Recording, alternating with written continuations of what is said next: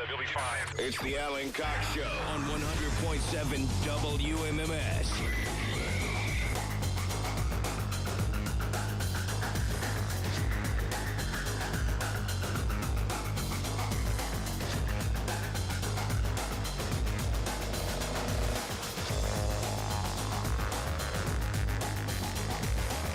I lost track of my time there. Oh, pardon me. All right. Good afternoon. Welcome. Back live today. Had to call an audible yesterday on the show. Apologies for any inconvenience in your day. My name is Alan Cox. Thanks for being here. Rob Anthony is right over there. What's going on, man? Does this microphone sound any different? Not to me. I didn't notice, but I guess now that you're saying it, it could have sounded a little thinner, if you will. This one sounds thinner? The other one. The other one sounded thinner. I really? think so. Okay, because the other mic, I liked it, but I was using it all last week, and it was giving me headaches. There was so much compression in it. Is Kat back in Studio G? She sure is. Hey, there's Kat. Oh, yeah, I didn't do anything to it, so it's just kind of hanging in my face. Well, what are you going to do? Hey, if you'd like to join us, we would love to have you. Please, 216-578-1007, 800-348-1007. You can send me a text if you like. That number is 35192. You can watch, if you like, at the Alan Cox Show YouTube channel. Actor Steve Coogan is going to join me later on. I'm a big fan of his. You know him from Tropic Thunder. You know him from a million things if you know who Steve Coogan is. But he's in a new film called... Oh, God, it's a movie set in the 70s where he adopts a penguin. But I know, but what's it called? The Penguin Lessons, I believe, is what it's called. And this guy's got a hell of a CV. I'm a big Steve Coogan fan, so I'll talk to him later on. What else? So I get in here this morning. There's a nut. This has happened. It's not a daily occurrence, obviously. But, I can't believe it ever happens at all. But it's happened to me twice in probably 3 or 4 weeks. I come in this morning, there's somebody in a Jeep coming down the ramp the wrong way in our parking garage. They're not flying. Usually people are flying around this garage like they've never been in a parking garage before. I don't want to get off on another big parking lot rant because they're pretty boring and, it's well-tread ground. But I'm like, I don't know how you're going opposite the direction of how all the cars are clearly parked.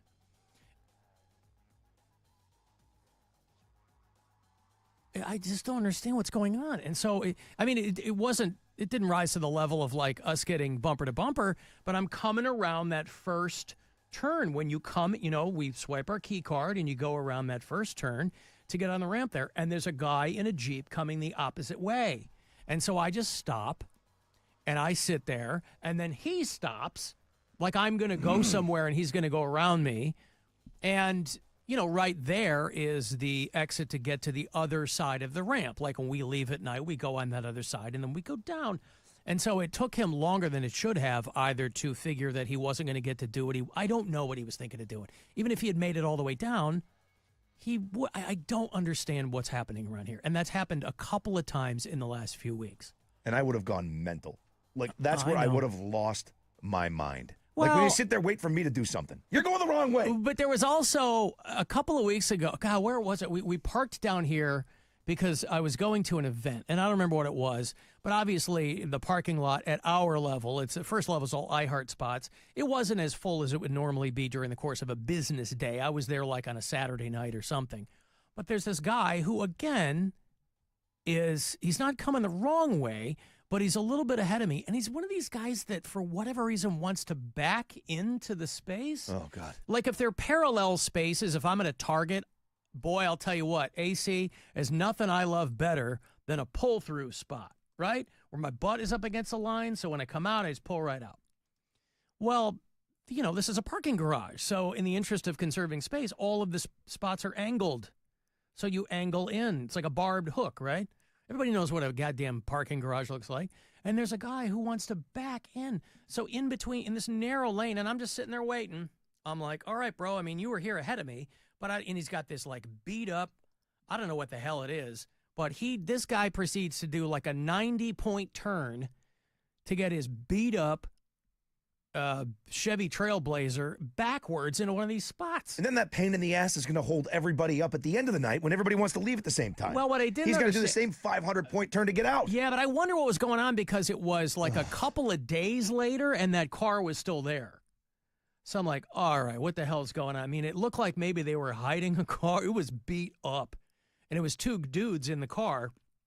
And it was still there a couple days later. So I was like, maybe this is... I got a really maybe there's some hinky going on here. Really great Groupon on airport parking. I just have to park over at 645 Prospect. Yeah. And then I will take an Uber out to the... Right. Airport, and is Groupon still a thing? I don't know. Is it really? Is it? Yeah.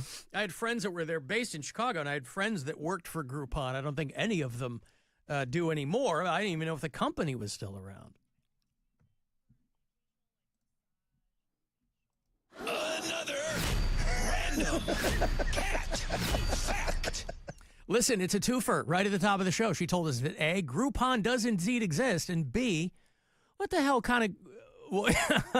yeah, what the hell kind of... I remember years ago, I'd only been in Cleveland a couple of years, and I got a Groupon massage. They're never going to work as hard as they would. They figure people coming in on a Groupon aren't going to tip, right? These aren't unreasonable assumptions on their part. So they're going to kind of work you like bread dough, but they're really not going to get in there. A Groupon... Oh, yeah, well, because if you go to a place or if you have a person, and again, I'm not one for resolutions, but at the beginning of 2025, I made a couple of mental notes. One of them was this was the year I was going to start getting tattoos.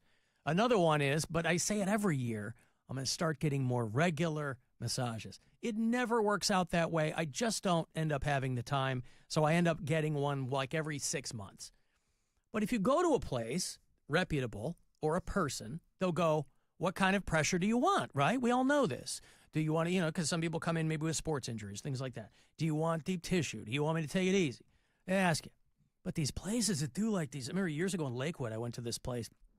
They had like a light touch massage. I was like, oh my God, like either do it or don't do it. It's like you're breathing on me with your fingers. That's like a Reiki massage or some of that nonsense. It's all claptrap and hokum. Yeah. No, it sucks. I'm like, well, that's claptrap just like Reiki. What are you talking about? Yes, it's all pseudoscience. It's giant hickeys. Yeah. Like, what's the point? Yeah, of course I am, but what's the point? Uh-huh. Oh, stop. It's pooling blood is what it's doing. 209. Let me get Kat saying blood circulation. I don't know what I'll use that for down the road, but it could be. I'll tell you what. Boy, did my kid think Kat was if you will, the cat's pajamas. We did our finals for the Bud Light mini hoops on Saturday, and all three of us were out there, and it was at On Tap out there in Medina. And congrats, by the way, to Tommy Dura. He's out there in Wickliffe. He was the champ for this whole thing. He's going out to Vegas. He was going up against a defending champ, this guy Jay Kletka, who went to Vegas last year. I thought he was going to run away with it again. It just did not go his way on Saturday. So Tommy Dura out there in Wickliffe wins, is going to Vegas, and now he competes with everybody else who's coming from around the country to Vegas, and there's a $10,000 grand prize. So we do the finals there on Saturday afternoon at On Tap. A lot of fun. Staff's always great. Bud Light's awesome. It's just a lot of fun. Kat was there, and my wife and my child came, and they're in a booth in the back. They wanted to see, my daughter keeps saying, I want to come to one of these with you. And I said, well, come to this one. It's not going to be daddy stumbling around getting rocked. And, so we took a break in between the first few rounds, and I went and kind of check in with my daughter and make sure she's doing all right. And she's with Gwen, so I know she is, but I'm kind of touching base. And she just looks up at me and goes, I don't know where Kat went. I think she went to go talk to somebody she knows. And I go, okay. But yeah, she was a big fan of yours. So yeah, she's pretty cool.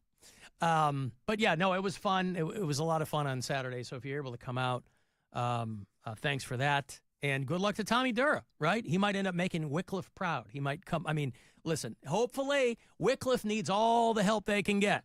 No disrespect, but that's not a town that gets a lot of national accolades. And so if he were to come back triumphant, be able to pump his fist, Judd Nelson credits of Breakfast Club style, and go, Tommy Dura, Wycliffe, Ohio.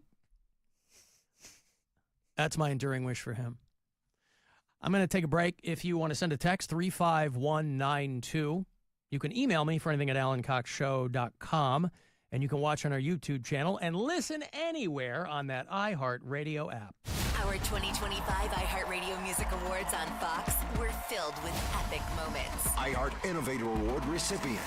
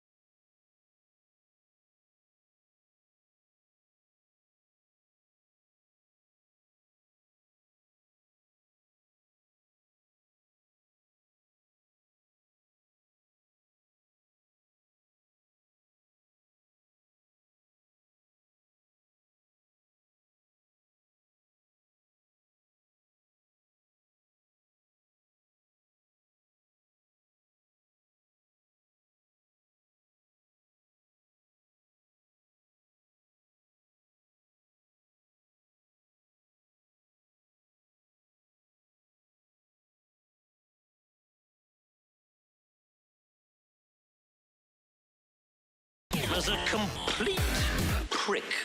The Alan Cox Show On 100.7. WMMS.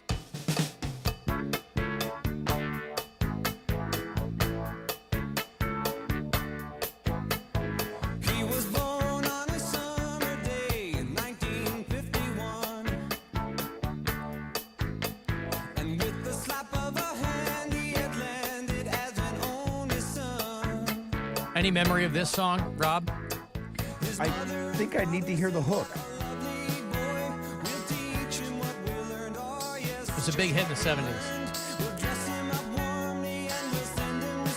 Gen Xers might remember.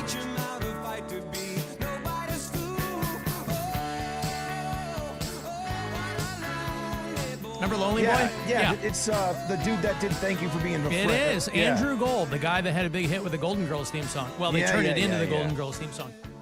Lonely Boy, though, is kind of a little off-time ditty he did. This was the biggest hit he ever had. This is for you, Rob, this week. Oh, thanks a lot. It's not bad enough. Now I gotta. Rob's a lonely boy this week. Oh my God, am I ever? Oh, my goodness. The wife and the kids are away. Yeah, Melissa and Callie left on Friday. Yeah. They went down to Fort Lauderdale to my mother-in-law's place. And then that's what happened yesterday. That was my fault. Yeah, we had to call an audible. Yeah. So my daughter Caitlin was flying with 3 of her friends to Cocoa Beach to stay with my mom for the week. Spring break. And her flight got delayed. Yeah. So I was at the airport. I'm like, what am I going to do? So I ended up just kind of running back and forth a little bit and got them to their flight on time. And everything worked out. But that was my fault yesterday. So I apologize to you and everybody else Stuff for happens, man. having to bail. But Andrew Gold, this guy, this was a big, big hit for him. And Thank You for Being a Friend. Everybody remembers that. But he was a guy that wrote a lot of songs for a lot of people. He was writing them for Linda Ronstadt, and he died pretty young. He got, like, stomach cancer or something, died about 15 years ago. But this Lonely Boy was a huge, huge hit for him. And it just made me a little think of Robbie this week. I'm telling you, man, I swear, I'm so reliant on consistency. You know what I mean? So, Right. like, I'm going home. It's the dogs. I get the dogs fed. I sit down. I'm like, what Is am I this the gonna first do? time? This isn't the first time they've all been gone since you guys have been in Cleveland. Yeah, it might be. Wow. It might be because I usually go with them. Okay. You know, but I didn't plan the trip this time. So you're not a guy who's like, yeah, all right, man. You're one of those. You're like, I'm what so the hell? lame, dude. I thought I would be. It's an empty house. You're like, what the hell do I do with myself? One of those. I got back to town yesterday. I stopped. I had a beer. I picked up something to eat, and then I just went home. Mm-hmm. And I sat there, miserable. I'm like, it's just like I am just such a. At least you got the dogs. Yeah, but they're pains in the asses Yeah. too. I don't want to have to do I everything with a experienced dog. that 1 week before you, because if you recall, I had the same issue where my family's flight got delayed. Everybody went to Florida but me, because I was trying to be responsible and professional, right? And I was like, oh yeah, love to be home alone. And then after a few days, you get a little lonely. Well, yeah, but I mean, mine is like all the people that like Take care of you. they take care of you. Oh, Rob's the like, women in where your do we life. keep the plates? Oh, dude, no Hey, joke. where are all the glasses? I had to text Melissa a couple of times. I'm like, yes. So where do I Oh, where do no. I find the laundry detergent? 'Cause Wait, this you don't ever magic- do like I do the laundry. Oh, you don't no, ever do no, really. There's this magic thing I was in my just house. I was doing laundry till midnight last night. I put my stuff in a Good for you, basket, Alan. and then it's back on my bed. It's like a magic trick that we do all the time. I don't know how it works. I'm very particular about the laundry. No, I don't. I don't touch that. So are you saying that your family and Kat's family are all in Florida this week? No, Oh, her family's we back, were right? 1 week off. Oh. Yeah, so they That was a came whole back. week ago that happened? Yeah, well, it happened on Thursday that their flights got delayed. So many flights are getting delayed from Florida. Wait, they're That's already when I back was- from Florida? Yeah. Oh, they just went for like a long weekend? I mean, No, today's they only. they were gone before St. Patrick's Day. I just hadn't mentioned it because they were like, don't mention it. Somebody could come abduct you. Oh So- boy! my God. Yeah. Wow. Really? Yeah. Oh. I mean, they're not wrong, but Make sure to lock all windows and doors. get a good Don't let system on. your tata call every night. Tell you, tata, do not, do not let anyone in. Whatever anyone says to you, Do not take candy. they try to get into your tall Don't pants. take candy They want to get into tall pants. Do not let them through indoor doors. into a tall. Oh, you're not wrong. Double check ring camera. Oh, Why won't you come with us? Oh, that's so great. See, that's a double-edged sword because your parents want you to be professional, right? That you've got a job, and so it's like they probably wanted you to go with them to Florida, They but you're totally did. Yeah, you're everybody working went here. to Disney too. I was like, maybe next time. See, It's this all right, this is what's happening for I want to me. show my dedication. I understand and I appreciate it. And this is what's happened with me. Third week of April, that's my daughter's spring break, but they're going down for like a week and a half. I'm like, I'm not going for a week and a half. Oh yeah, you said that. I'll go down for the last few days or whatever, but I ain't taking a week and a half off Yeah, from they the were show. like taking 10 days off. That's like, what I'm saying. I cannot do that. I just well, they're started. retired, yeah. Yeah, that's true. So Wow. So your parents. So who all's gone? well, everybody's back now, but that last Thursday when I was gone, I was picking up like them two, my sister, my brother-in-law, my nephew had to get the car seat, the minivan. Oh, this is a whole It was- extended yeah, family everybody thing. went. My sisters, my brothers-in-law, all my nephews. Yeah, it was a whole family affair. I was the only one missing, but that's okay because that's life sometimes. I remember when and it sounds terrible to say, but I have no regrets. It was about maybe a year or so after my wife and I had gotten divorced. Our kids were still small, and I had moved back to Chicago and was working there, and they were living in Michigan. And her parents had took their whole family to Disneyland, and I was so happy that I didn't have to go. And it was just like, oh, what a joy to not have to go. And I was, glad for them because they got to go, and it didn't cost me 1 red cent. But I was like, oh my God. Have you met those like Disney adults though that are like more obsessed Weird, than man. children? I mock them That's all like the a time. man. whole culture. I mock them all the time, and the bottom line is it's your life and your money, and you can do what you want to with it. But I mean, anytime I bring this up, I get bombarded by Disney adults who are mad at me, and that's fine. That's reasonable. I won't stop me mocking you.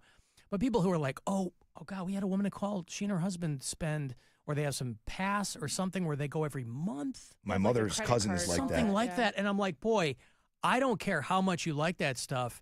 Even if you were some crazy Disney psycho adult, they just had a fire at Epcot Center. I would think that after a while, you'd be like, I've seen everything. It's not like they're Yeah. changing things up Yeah, you're right. every couple of weeks. So again, your life, your money. But man, what just waste of time and money that sounds My like mother's to me. cousin goes like 3 times a year. I don't understand it. Has Especially, the Eeyore t-shirts. I hate Mondays. I get it if you live in California or Florida, if you're but close by, yeah, yeah. but the people who don't, I don't get it even then, dude. I've only been to Disney World, not Disneyland. So only the Florida one, not California. I've never guys been. Well, no, we went to. There was one year we went down, and it worked out perfectly because my older daughter was performing with her high school when we were in Orlando. So we were all there at the same time. We went to this place called Downtown Disney, which is not part of the park. Yeah, but the you can- bars. yeah, you can still walk around, and your kid gets a stuffed animal, and it's fun. There's a couple of rides. We were not going headlong into the. I think they will this time before I get down there. I think they may do that, but no, I've never been, Nope. and I'm perfectly fine with that streak remaining unbroken. But holy cow, I always hear from Disney adults when I go off on them. They're like, I go, listen, you've got your That's what they sound reasons like. and whatever childhood trauma you're trying to get past, that's fine. But there's nothing you're going to say it's going to convince me that that's a proper use of time and or money. Are you guys amusement park guys? Do you like roller coasters and stuff? They're- Like Cedar yeah, I Point? like, sure. I like too. roller coasters. We took our daughter to Cedar Point last summer, I think, for the first time. No, we went for Halloween. And, the kids get in lines and things like that, and it's fine. But she was not as enamored of the whole experience as we thought she might be. So it was not this long, drawn-out day that we had really planned for, which was fine with me. We did a promotion years ago for the show where we took a bunch of listeners and cut the line. We did a cut the line with the Alan Cox Show thing, right? And so we took like 10 listeners or whatever, and we had like this concierge at Cedar Point that would walk us up the back, and we would just get on the roller coaster. What I learned is you really, at least I, really need the downtime in between roller coasters, right? Yeah, true. It doesn't have to be 3 hours, but when you do 5 or 6 roller coasters in quick succession, I was Your sick for equilibrium. 4 days. I was like, oh my God. I mean, it was fun, and I'm glad people had a good time, but I was like, holy Christ, that's too much in too short a period of time. Yeah. And, I'm a huge pussy. I hate rides. Really? With a passion. You're the Hate dad them. sitting there holding the You hate all- purses? I'm the dad sitting there holding the purses. Yep. No, People I think watching. a beer in his hand, maybe, or something. Rob's you know, at making me least. look like a lumberjack all I'm of a telling you, sudden. man, I hate that drop feeling. Like that. Now, I will. There's different types of rides, though. Well, You I know, won't- they have I different know. feelings. I'll never, ever get on one of those bungee things. Nope. But like a roller coaster? That drop. Boop. Well, I don't yeah, like that. You have the roller coaster where you're going up a hill and back down, and then you got the drop thing, which is what you're talking about, like Tower of Terror. No, I won't No, do no, that I either. just mean the That's drop not feeling as where your good. stomach drops. You know what I mean? Yep, I don't yep. like that. I don't like the Yeah. roller coaster version. I don't like any of it. Any of those versions, right? There is one that does. It was in New England. I'm sure they have a very similar thing here, but at Six Flags New England, they had something called the Batman ride, and the Oh, drops yeah. instead of going like That down, was a stand-up ride, wasn't it? They it had was that you at would Six sort of Flags. your feet dangle. Yeah, yeah. But it would roll and go down, and that feeling was different. I didn't. That didn't bother me. I don't like spinny stuff. You know, like at a fair, like No. that one that you stick to the wall. That one is like horrible. Where the centrifugal The force rotor? whips you to the Yeah. I got or the I- salt and pepper Oh my shakers God, or imagine if the somebody zipper. threw- No, mm-mm. to Somebody give you an throws up idea. in I got there. queasy with my kids on a merry-go-round about 5 years ago. Oh.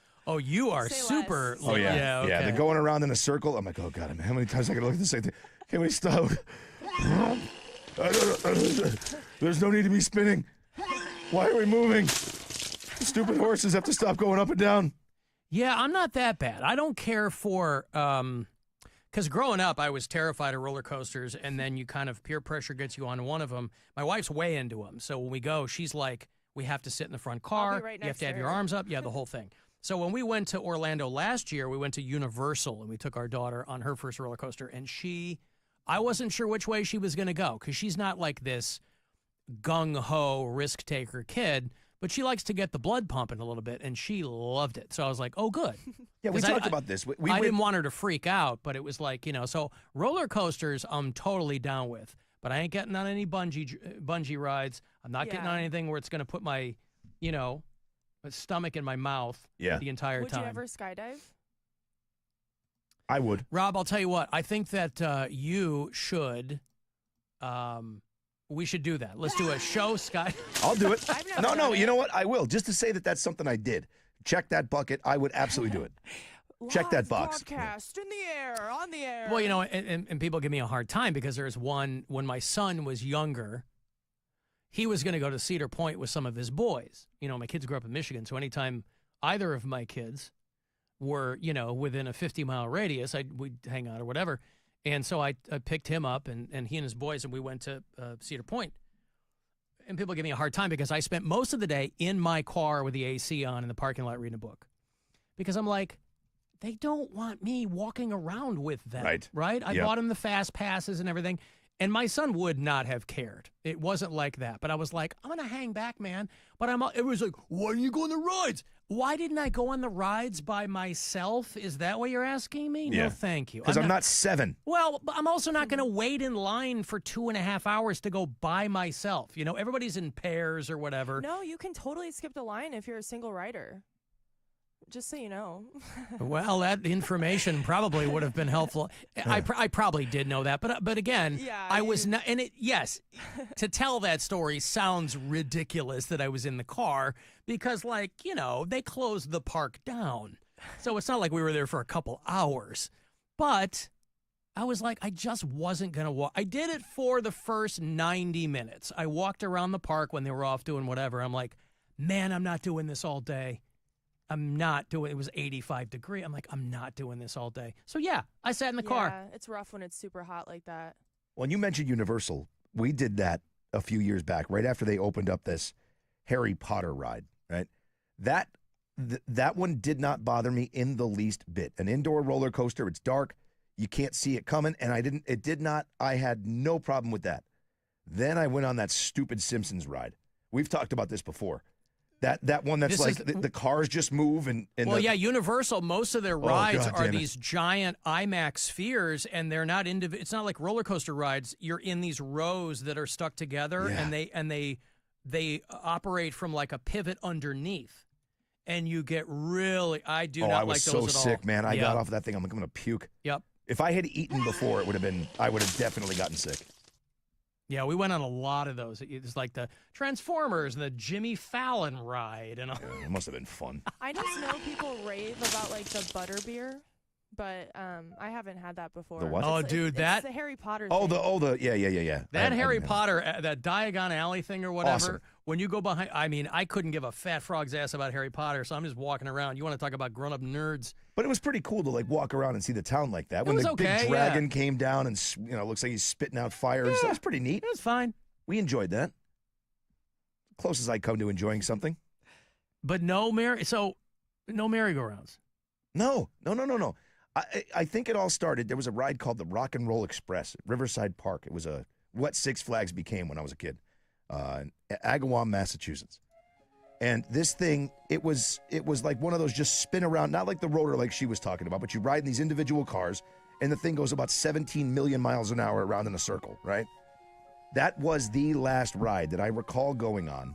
I was probably 15, and then I didn't touch another ride until, God, when we went to Universal. Yeah. Then I'm like, no, never again. Got off, puked. I'm like, this is it. I'm done. No more. I remember going with my girlfriend at the time. This would have been like 1992, something like that. My girlfriend at the time and her younger sisters. And we went to Six Flags north of Chicago. And we went first thing in the morning. And on the way, they were like, I'm hungry. Let's get something to eat. I'm like, all right. So I ate like a sausage McMuffin with egg or something. Oh, boy. And then got on. You mentioned the Batman ride. It was the first season they had the Batman ride at Six Flags in like 92. And that was the very first one we went on. It ruined me for the day because I ate that goddamn McMuffin. Did you puke? I did not, No. but I was like... Felt like you were gonna. It was so stupid for me to do. I didn't realize. I thought, oh, we'll get in the park, walk around, kind of take. We all knew the park. We grew up with it, but it was kind of like, oh, we'll get a lay of the land. I'm like nope, log ride right to the speed. Batman ride. Log ride speed's about me. That's about as far as I like to go. That little bloop, you drop into the end Yeah, of but the then water. you walk around soaked. Whatever. You know, You sit in the back. I personally hate when you're like on the first couple carts of the ride and you get bugs like splatted on you. Never had that. Yeah, that's because I've gone on the dragster, like in the first row, and like it's kind of unavoidable. Plus, at you're that super point. tall, so the rest of us are down here. Just let her sit in the front, catch them all for us. Yeah, she's like a human visor, She shows up like a cat has a beard, a full Sometimes beard of it's one bugs. for the team, Yeah. Just hide behind I that got big girl in their the back, front. literally. Uh-huh. She's going to block it for all of us. Wow. Extra protein. Just fly with your mouth open. 239. I'm getting a couple good ones. You got some good ones today, man. Yeah, I do. Extra protein, blood. Okay, I've got to take a break here. Oh, hey, you want to go see Pierce the Veil? These guys are coming through, and they're going to perform for you. Yes, you. Pierce the Veil, the I Can't Hear You tour. They got Sleeping with Sirens and Beach Weather on the bill. Pretty good. Tuesday, June 3. Out at Blossom. You can go to livenation.com for the information on the show. But I will have tickets for you for the remainder of the week. So 2 for Pierce the Veil in June at Blossom. Caller 10, these are yours. Good luck. 216-578-1007 or 800-348-1007. The Alan Cox Show. On 100.7 WMMS.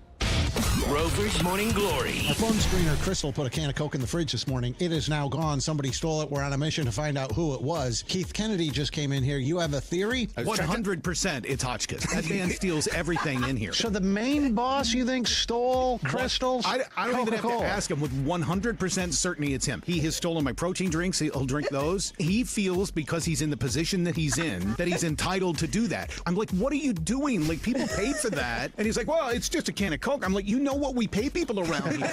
Rover's Morning Glory. Weekdays on 100.7 WMMS and 24/7 on our free iHeartRadio app. Brought to you by Novartis, founding partner of iHeart Women's Sports Network. In women's college hoops, a double overtime thriller between number 4 Maryland and number 5 Alabama that saw the Terps fall behind by as much as 17 in the third quarter before forcing overtime and then hanging on in the second extra session to win 111-108. Sarah Ashley Barker shined in the loss with an Alabama school record 45 points. For more women's sports stories, subscribe to Good Game with Sarah Spain on iHeart Podcasts. We recognize the importance of dreaming big and achieving more. iHeart Women's Sports Network is brought to you by Novartis, makers of Kisqali Ribocyclib, supporting all women who strive for more in sports and in life. Hey, it's Alan. Time to check out the 2025 VW Taos S4 Motion. There are 2 in stock and on the lot at Classic Volkswagen. You can lease for just $269 a month for 36 months, 7,500 miles per year with $39.99 due at signing. Check them out online at driveclassicvw.com or stop by Classic Volkswagen, where the drive begins. Payment plus tax, tag, title, registration, and doc fee. Closed and lease with 7,500 allowable miles per year with approved credit. 20 cents per mile thereafter. No security deposit required. Subject to credit approval. Disposition fee may be due at lease termination. Subject to credit approval. All leases through BCI. MSRP 28,929. Sale price 28,267. D21349. Offer ends 4/30/2025. The new iHeart app. This is the one app you need. Love my presets. The preset feature is dynamite. Love it. And I've been telling all my friends about it. They're on the app. Get in on what everyone's talking about and get the new and improved free iHeartRadio app today. iHeartRadio. Discover uncompromising quality at a reliable price with Giant Eagle and Market District. Find everyday savings and bargains on produce, meat, and more. Look for signs throughout the store highlighting long-term lower prices. With our weekly sales, deals for days promotions, and My Perks loyalty program, Giant Eagle helps make the most out of every shopping trip. Surround yourself with savings at Giant Eagle and experience value like never before. Visit Giant Eagle and Market District today to see how easy it is to save. Save some green at Ron Marhofer Chevrolet in Stowe, where luck is on your side. They have deals this month and over 100 Silverado models in stock to choose from. Right now, get up to $13,000 off or 2.4% financing for up to 36 months. Plus, no payments for 90 days. Find your lucky ride in Stowe or shop anytime at RonMarhoferChevy.com. No hassles, just happiness. Experience the Marhofer difference and let's drive together. Offer valid on new Silverado 1500. Financing for up to 36 months with qualifying credit. Includes lease loyalty. Must take delivery by 3/31/25. Attention all football fans. Old Spice Swagger Deodorant 4-pack is back at Costco. Get ready to unleash the greatest smell in the NFL. Old Spice Swagger is the ultimate 24/7 odor protection for all the football fanatics out there when used daily. But here's the catch, folks. This limited time offer won't last forever, so head to Costco and grab your 4-pack of Swagger Deodorant. Don't let those game-winning moments be overshadowed by unwanted odors. Get your Old Spice Swagger Deodorant now. Brought to you by the Capital One Venture X card. As a founding partner of iHeart Women's Sports Network, Capital One wants to bring you closer to the athletes you love, literally, with premium travel benefits from the Capital One Venture X card. With Venture X, you earn unlimited double miles on everything you buy and turn everyday purchases into extraordinary trips. Plus, get premium benefits at a collection of luxury hotels when booking on Capital One Travel and access to airport lounges worldwide. What's in your wallet? Terms apply. Lounge access is subject to change. See CapitalOne.com for details. Save big on everything for your next project when you shop at Menards. It's the perfect time to start planning for outdoor projects. Loctite Landscape Construction Adhesive works great for securing blocks, bricks, and stone. It's a true all-weather application that's water resistant. Save big on Loctite adhesives when you shop at Menards. Plus, check out the weekly flyer on Menards.com for plenty more great deals happening this week. Save big money at Menards. Kevin Moret here for Mentality. Listen up, gentlemen. You're fighting an unfair battle. Studies show testosterone levels in men have plummeted by 25% in just 2 decades. That's why you're struggling with energy, muscle, and drive. But here's a game changer. Mentality's FDA-approved treatments boost testosterone by 30% on average. Imagine reclaiming the vitality your grandfathers had. Picture turning heads, dominating your career, and feeling unstoppable again. Don't settle for today's normal. Seize the day at mentalityhealth.com/radio. That's mentalityhealth.com/radio. Hey, it's Rob. It's tax season, and Boost Mobile wants to turn your tax refund into 6 months of savings. When you buy 6 months on their best unlimited plans, Boost will give you another 6 months for free. Yeah, you heard me correctly. Another 6 months for free. Now, I'm no accountant, but that seems like a really good deal. So head to your nearest Boost Mobile store and make the most out of your refund. And I'll go back to my day job. Requires upfront payment, taxes and fees extra. Terms and exclusions apply. Buy 5, save 5 deals are back at Meijer. Buy 5 or more and save $5 or more when you mix or match on items like Dannon Light and Fit Greek Yogurt 4-packs, 5-pound bags of Halo Mandarin Oranges, assorted varieties of Kraft cheese, and select 12 packs of Coca-Cola and Pepsi products, plus deposit where applicable. Saving money during the Meijer Buy 5, Save 5 sale makes grocery shopping a good deal better. Exclusions apply. See all deals in-store or in the Meijer app. Hey, Ohio State fans. While others cut corners, like that team up north, Valvoline Instant Oil Change is Buckeye-level quality. We train hard and treat every day like game day. We're always quick, but never rushed. And you can stay in your car while our experts do the work.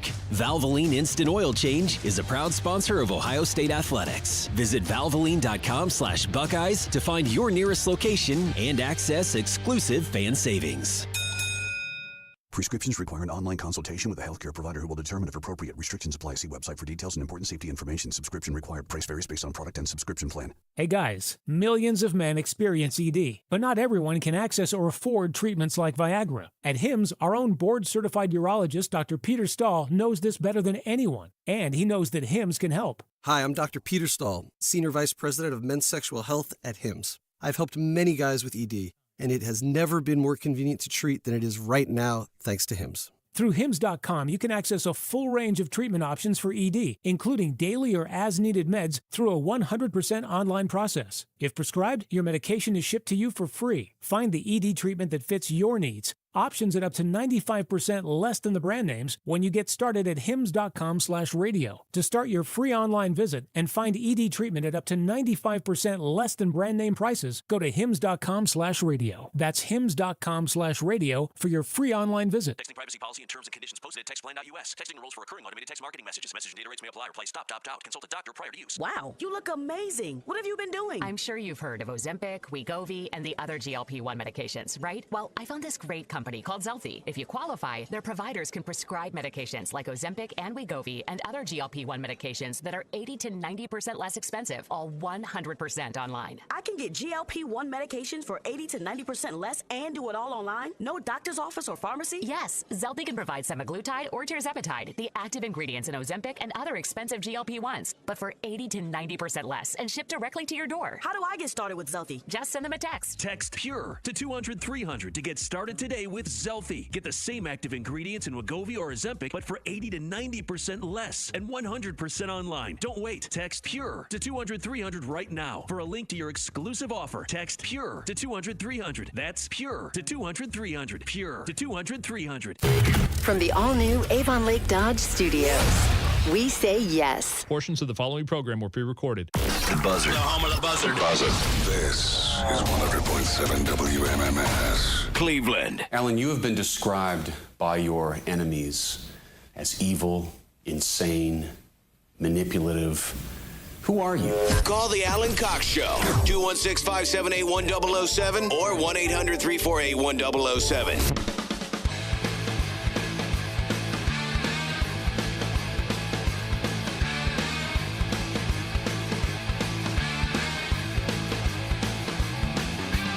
Everyone makes one mistake.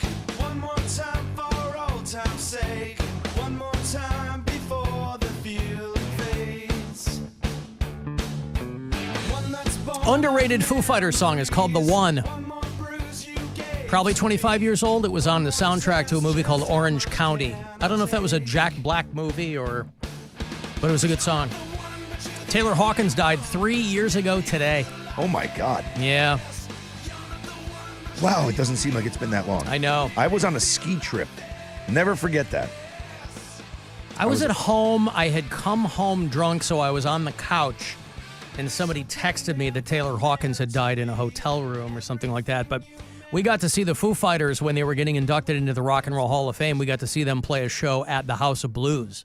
Wow. And Taylor Hawkins gets out in front, and he sings Somebody to Love by Queen, and it was amazing. So I hadn't seen Foo Fighters in a long time. I don't think I had seen them for 20 years before that, but it was so cool that we were able to be at that show. And then we were at the Rock Hall inductions the next night, and of course they got, so that would have been 4 or 5 years ago that the Foo Fighters got in.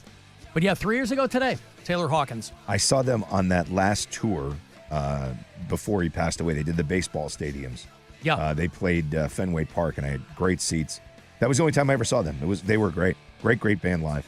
Saw them at the Bryce Jordan Center at Penn State about 20 years ago. It was Foo Fighters, and I think the Chili Peppers, maybe. It might have been the first time, the first go-around when Jane's Addiction reunited. I don't remember.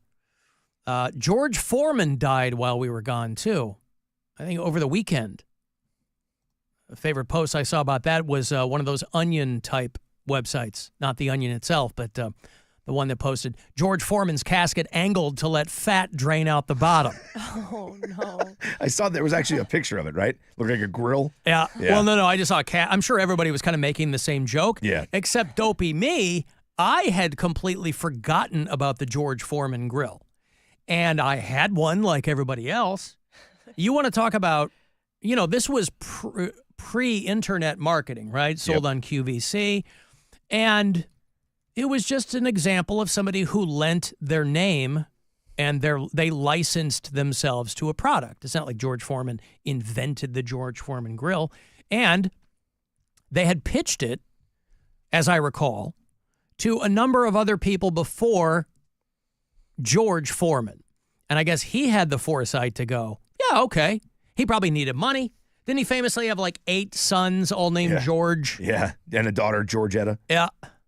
The mean grilling machine. She got off light. George Foreman, 76 years old. He died end of last week. Won the gold medal at the 68 Summer Olympics. That's really where people started to take notice of him. And then he beat Down goes Frazier. Wasn't that the famous call? Down goes Frazier. Joe Frazier had been the undefeated heavyweight champ, and Foreman beat him in 1973. And I think Howard Cosell's Down Goes Frazier call was that famous fight. Angie Dundee, Ali's trainer, right next to me is saying, or is that Ali? It was Ali when he knocked out Frazier. Yeah. Oh, I see. Yeah. Down goes Frazier. All right, down goes Frazier. Well, anyway, George Foreman beat him. After defending the belt twice, George faced, that was what I think it was, Rumble in the Jungle. It was George Foreman and Ali. That was the big one. George Foreman was 25 years old. And Muhammad Ali beat him. 8th round TKO. And then he made that huge comeback in the 90s. Yep. People love George Foreman, man. He was great. When Muhammad Ali died about a decade back, George Foreman said that he lost his best friend. And then George Foreman became a minister, and I think he was from the Houston area, so went back around there. And then you'll recall in the mid-'80s, it was a big, big deal that he was launching a comeback. And he was how old was he? Was gone for 10 years. And they made a big deal about him coming back to fight because he was 45 years old. But he beat a 26-year-old dude. He beat Michael Moore in 1994. And his record was 76-5. And then he retired for good in 97. So, yeah, George Foreman. But I had, with all these accolades with respect to the fighting career, and again, I'm no student of the sweet science. I know the same boxers everybody else knows. I know Ali. I know George Foreman. I know Frazier. I know that white dude who got AIDS. I know... Tommy Morrison? Yeah. Wasn't he in like Rocky 8 or something? He was, yeah. But yeah, the George Foreman grill. Everybody had one of these, boy. You didn't have one? Not past tense. I still have one. I may use it today because I'm solo. Throw a chicken breast on that bitch. Simple. You can make a waffle. You can make anything you want. Simple cooking for one. Mean, fat-reducing grilling machine. Oh, yeah, man. Yeah. That thing works. Oh, yeah. I love it. It gets to be, you can tell it's definitely one of those old products, too, because it gets to be like the surface of the sun temperature. Well, not only and you're not that, but supposed it's to like touch it, but it is past the first couple of cleanings. It is impossible to clean. It just like gets this greasy patina on it that you can never get rid of. That's But the flavor. There you go, Kat. seals See? in the flavor. That's right. All right. Chicken. Yeah. Potato wedges. Uh-huh. Steak. Sure. Paninis. Easy. Salmon. My specialty. Vegetables. Naturally. From frozen. You bet. Enjoy wider variety and reduce the fat with a lean, mean, fat-reducing grilling machine from George Foreman. Great tasting, healthier food in minutes. I mean, does anybody believe that his speciality was salmon? Yes. Wow. I mean, come on. If he had to have a perfect recipe, George Foreman's the guy to have it. Oh, I see what you mean. His specialty was salmon. The guy had 9 kids. You see where I'm going now? Yeah, man. All right. There's always a rumble in the jungle going on. Plus, and those are always the guys that find Jesus. Mm-hmm. You know, because they look back on their life and they're like, holy Christ, was I I must repent. I was a swordsman of the highest order. Well, maybe they're all with the same mother. Do we know? Well, that I don't know. I wasn't implying that there were different moms. It's just he had a lot of kids. He may have just been a slinger. He liked to leave it in, boy. Same lady. Yep. I He don't liked know, to leave it in. Like the Mormons, soaking. The only fat he had no interest in reducing Where are you going to go with that one, Alan? was the corpus cavernosum and the corpus spongiosum. Technically not fat, but he was inducted into the International Boxing Hall of Fame, or IBF, in 2003. So George Foreman died. Not dead, but hopefully getting better. Dave King, we were talking about Dave King right around St. Patty's Day, because basically St. Patrick's Day, as far as music goes, is Dropkick Murphys and Flogging Molly basically take the air out of every American bar room. And Flogging Molly had abruptly canceled all of their 2025 dates. Dave King's been the front man of Flogging Molly. He and his wife are the founding members. To me, the most fun factoid about him is that he fronted a band called Fastway back in the day. But then he went on to found Flogging Molly. And they were very cryptic when they posted, hey, we're canceling all of our dates in 2025. Dave has undergone a medical emergency, blah, blah, blah. They had to follow that up. Anytime there's a medical emergency, the wolves come out for anybody prominent. And so the Flogging Molly people had to post, hey, there's a lot of people now setting up GoFundMes saying that they're related to Dave King, and they aren't. We'll keep you up to date with what's going on. And apparently he had a brain hemorrhage. Oh, boy. And he had 2 surgeries to save his life. Then he was in a coma for 2 weeks. And then he had a 3rd surgery. I think his wife was posting on the Flogging Molly account, and she's like, I didn't want to say anything until we were out of the woods. I think we might be. So they're like, he's alive and he's recovering, and obviously he wants to get back out on the road, but that they're nowhere near that. So they're dealing with neurosurgeons, and for a long time, he and his wife were splitting their time between Dublin and Detroit. He's a native Dubliner, but I think they spend all their time in Dublin now. But Dave King is alive. And if you're a Flogging Molly fan, you probably already know this, but he's doing okay. We're also worried about the Pope. Listen, man, I'm... to call me a lapsed Catholic would be the understatement of the year, in that I am an atheist. But the Pope, it was really touch and go there for a while, where they were like, oh, we're looking for a new Pope. Like they were getting ready to do the white smoke and the black smoke. Yeah, it was hairy, man. Because they said that Pope Francis, he had like some double lung infection, and he was really, really in bad shape, and they were... And he's old, dude, like 88 years old. The cold could 88 take you years out. old, yeah. True. When the weather starts to kick your ass, that's Yeah. how you know. But he's back in the Vatican. He got released from the hospital. Crazy. And they were quick to point out that he hadn't made, he's in the Pope Mobile, and I think he was like doing kind of a little wave. He'd come out to the edge of the balcony or whatever, the parapet, and a little wave, but hadn't publicly spoken. But guess who we got a statement from? Oh, really? The Pope. I don't know how we pulled it off. I've never spoken to any kind of... I don't know if you consider the Pope the head of state. Not really. I mean, the Vatican is its own thing. That's a new career achievement for you. That's a big deal. Is it? Why yeah. not? The Pope? There's only one Pope, Yeah, dude. but I'm not a Catholic anymore. Doesn't But matter. still, This guy might as well be Willy Wonka to me. No, he's still the Pope. There's one guy. Is he on the phone? I'm waiting to hear if... Is he there? Pope, Your Excellency. Oh God, are you okay? Are you there? Alan, I'm good.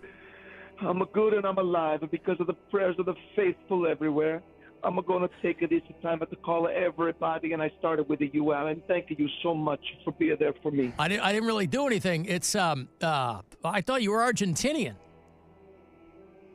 I live in the Vatican, Alan. We I got you. I'm a man of the people, so I try to sound like I'm supposed to sound. Literally, when in Rome is what you're saying. I got you. Yes, sir. Yes, that's right. All right. Well, so how are you feeling? I mean, it really felt touch and go there, Your Holiness. I've been through a hell in a back, Alan. I'm going to tell you. I saw the hideous face of a Satan himself. Oh, my God. I look onto the television. I see onto the television this man. He wear a Yeezy swastika T-shirt. And he screamed about a Kim Kardashian, and I knew it was a Satan himself. Yeah, right. That is scary. He had an interesting grill, though. Very interesting grill. Oh, the devil has a nice grill, does he? Very, very nice to grill. Yeah, I gotcha. Okay. He says Yeezy at the front. Yeah. So when you because again, people were starting to make plans to replace you. They were starting to mess around with they have a thing called a conclave to elect a new pope. Oh, Alan, I start to wake up. The nurse, she put on that movie for me. I say, come on. I'm the one man on the planet who don't want to see that movie. Oh, the movie about the conclave, yeah. I thought it was a live stream with Stanley Tucci and John Lithgow try for my job. Yeah. Speaking of those two, I have to be honest, they are national treasures. I mean, are they something? Just wait, Your Holiness, are you feeling okay? Are you all right? Oh, excuse me, I'm so... Wow. Yep. He's still at death's door, it sounds like.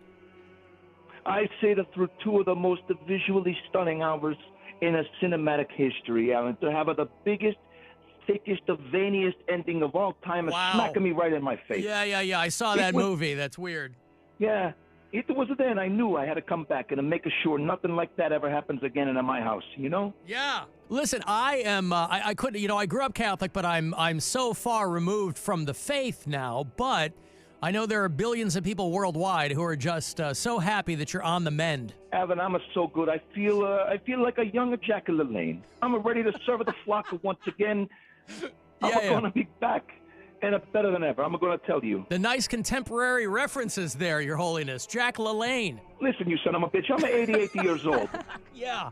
All right. Listen, I can remember Jack LaLanne. Yeah, I'm sorry. I certainly don't mean to laugh, but it took me off guard. I'm sorry. Well, thank you, Alan. Thank you so much for all of your prayers and your thoughts that go to me. I feel it's so special that you think of me this way because I know you are so separated from the church. So thank you, and God bless. And skip a conclave. It was a stupid ending. All right, thank you, Your Holiness. Feel better, all right? Grazie, Alan, There grazie. you go. All right, there's the Pope. Wow, how about that? I can't even believe. How do you rate? Man, how do what? How do you rate? I don't know. Wow. Seems like a cool guy.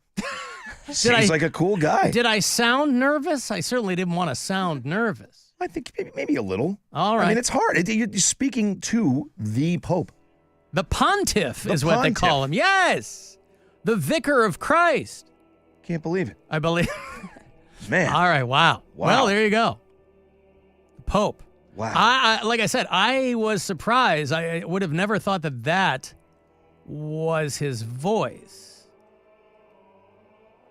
But I guess it is. Well, like you said, when in Rome, I think when you live there long enough, you sort of take on the sound of. It's like like if I lived in the South long enough, maybe I'll start picking up y'all. Is that what it is? I think so. All right. Well, thank you, Pope.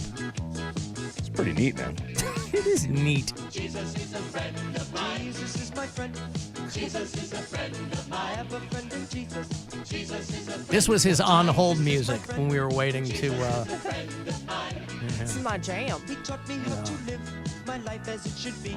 He taught me how to turn my cheek when people laugh at me. I've had friends before, and I can tell you that he's one who will never leave you flat.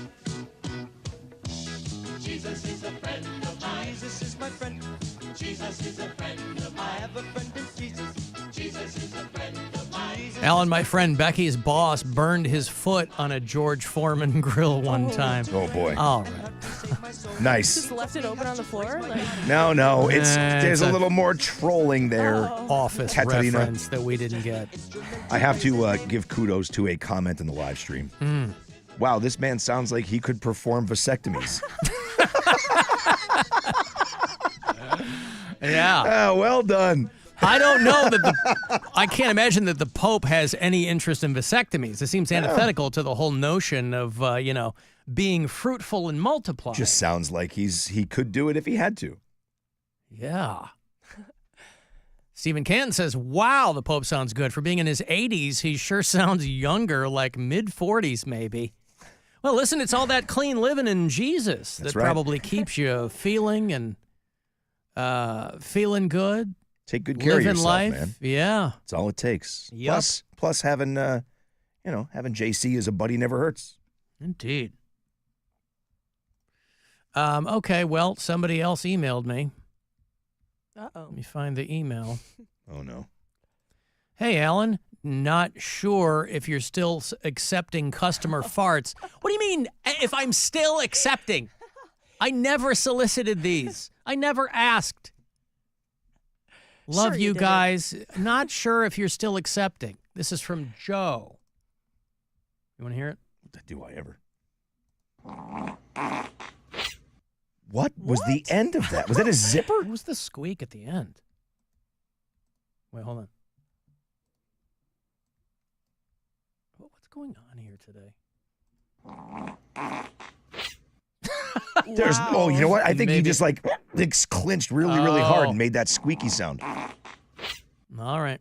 Wow, it almost sounds like a zipper, doesn't it? Clinched. It does sound Maybe like that was a zipper. clinch. He just closed it. I never thought I'd be turning up the volume all the way up of my headphones to listen to a fart, but So you here could we are. ascertain, if you will. Yeah.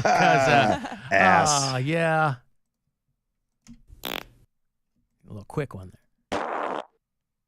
That was Alan, an interesting submission. A lot of pitch changes. I mean, it's just what we like. Mm-hmm. Alan, I'm sitting here listening to some of these. Rob had made a pink eye comment. And you might remember there was a girl on OnlyFans who was selling her farts in jars, making money that way. He says, I decided to do that one night, caught one in a mason jar, capped it, stuck it on the top of the fridge. Several days later, I grabbed the jar to ask my girlfriend if it smelled dirty. He's trying to troll his girlfriend. Uh-huh. Immediately, the sweat formed on her brow, and she instantly started to gag. A few days later, I caught another one and waited a couple of hours and then called my two daughters in and told them that the jar was going to smell like something. And the first one to get it right won $10.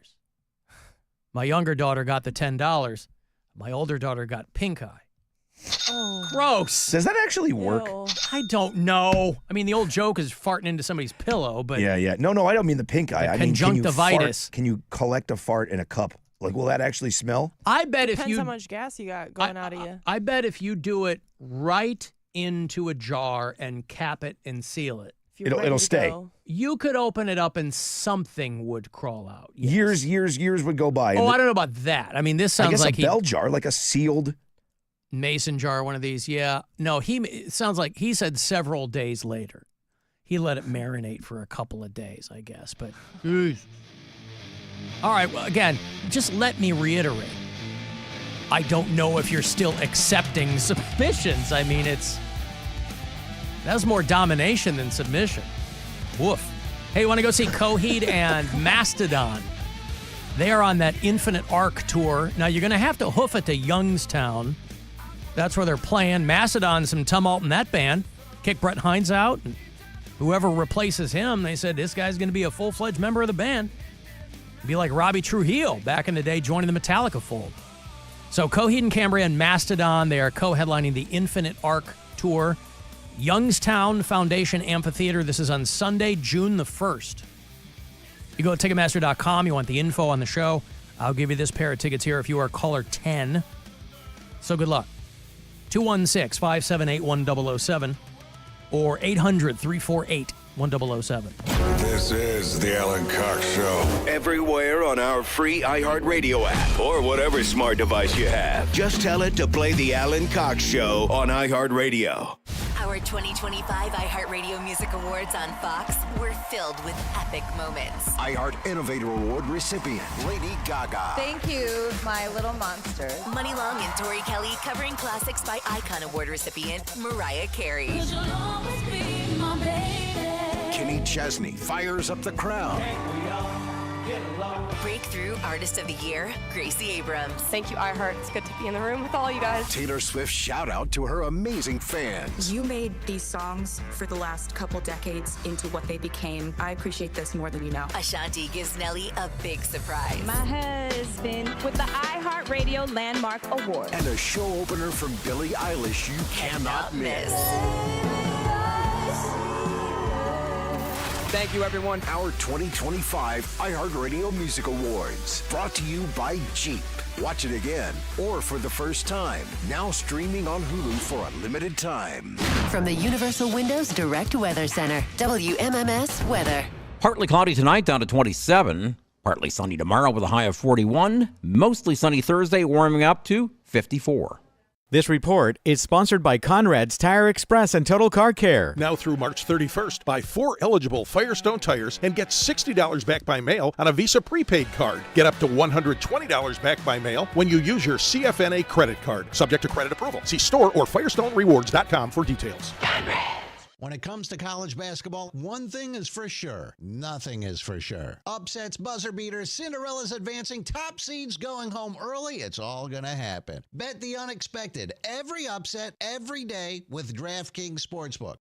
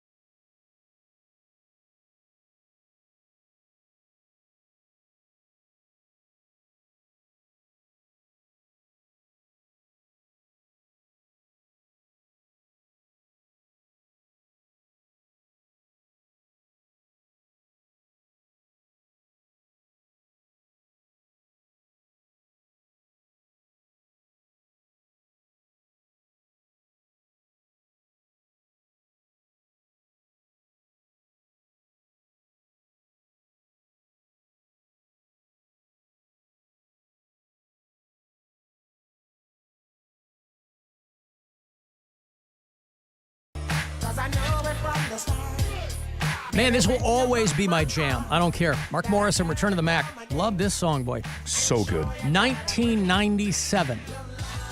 Huge, huge hit for him. British singer. Tried to have a couple of follow-ups, but this guy had a particular way of getting himself into trouble. He is fighting all the time. He's getting arrested all the time. Getting caught with coke, you know. Busted again for assault. Mark Morrison, down there in Florida. Shoving a restaurant manager that he said they had a heated racial conversation or racially tinged or something. They refer to him as a one-hit wonder because obviously this is the one that everybody remembers. Guy's 50.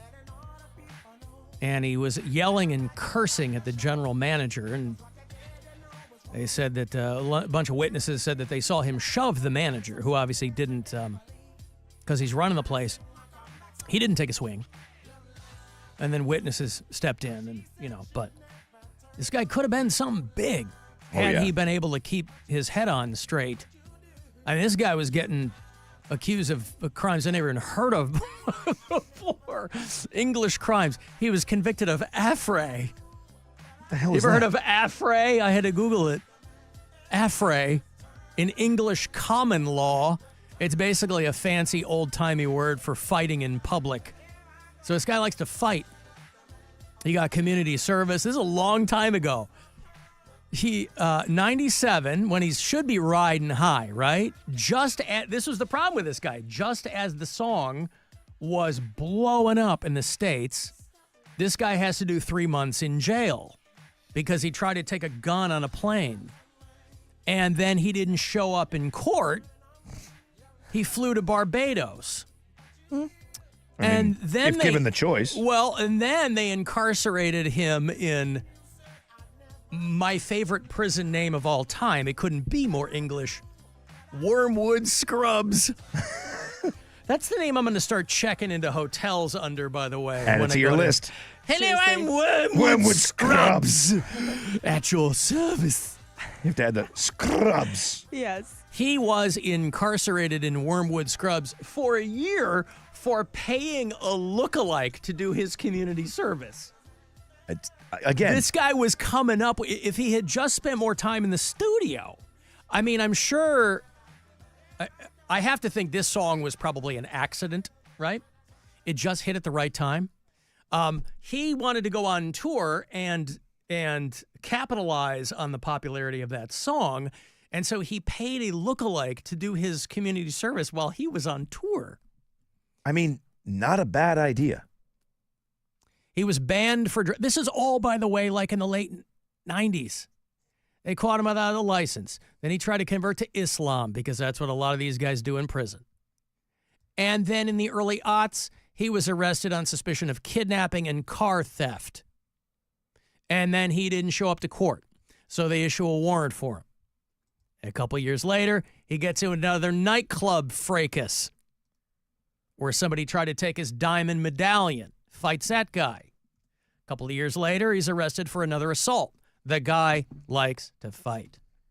Can he possibly still have any money left? I mean, he did grow up here. He grew up in West Palm Beach, but he is British by birth, and I thought the one time I heard him speak that he had an accent. What did you say? Do you think he has any money left? No. The guy had Return to the Mac in 96. 10 years later, he puts out an album called Innocent Man. Yeah, but just Return to the Mac alone. All evidence to the contrary. Yeah, but Return to the Mac, I mean, yeah, a big, big song. It says he has a net worth of $5 million. $5 million. Uh-huh. Yeah. Well, he's probably blown through it in lawyers' fees. Yeah. And as we know, for the most part, net worth, when you Google it online, is wildly inflated. Alan, you think his burning desire for fisticuffs is fueled by that sweet booger sugar? I don't know, man. Once you get into the devil's dandruff, who knows what's going to happen there. But Mark Morrison scooped up again in Florida, where I assume he maintains a residence. That song is so good. It's so good. Oh, my goodness. I mean, back in the day when I was doing like regular club gigs 4 nights a week, I got to the point where like the guy, whoever was spinning, like when I got there, he just put it on. Knew it was my jam. Smart guy. And so, man, I love that song. So, so good. I mean, I was doing classic rock radio in Kalamazoo, Michigan when that was, they were playing that song all the time on our Top 40 sister station. And the studio was right next to me. It didn't matter what I was doing. The guy who was on opposite me, he would just crank it with his studio door open. So I'd hear it. I'd have my door open. He'd have his door open. Cranking that song. So good.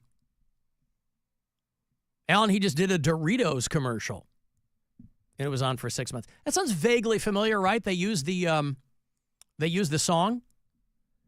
I mean, I would think if that's your big song, you're going to use it for every possible thing that you can. Return of the snack. Yeah. Let me find it. Return of the Mac Doritos. Featuring Cheddar Jack. I like all of it. Give me all you got of that. Cheddar Jack. Pepper Jack. Pepper Jack. Damn it. Messed it up. Well, a Return of the Jack. I don't know what they're going to do here. Frito-Lay's variety packs. Returns of the pack. There he is in a...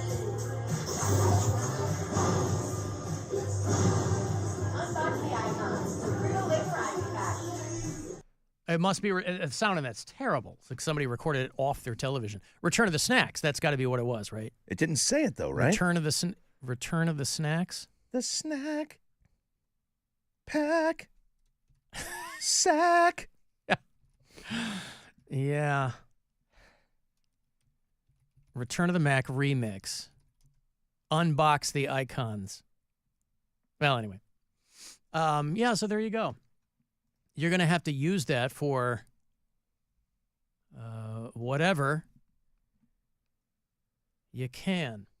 If you listen to us on iHeartRadio, on the app there, you're more than welcome to leave us little talkback messages. Oh, my name is Rob, and I'm so sad about my family not being there. Like you're not waxing one off all over the place with the curtains open, loving life. They're not listening, Rob. They're on vacation. Live it up, brother. Those things don't need to be mutually exclusive. Also, why do guys' brains immediately go to, everyone's gone, let me run around the house and whack off? Yeah, I mean, I don't see any reason to have the curtains open. Right. But yeah, I'll probably step up my game a little bit over the next week. I mean, what the hell? Why not? Why not?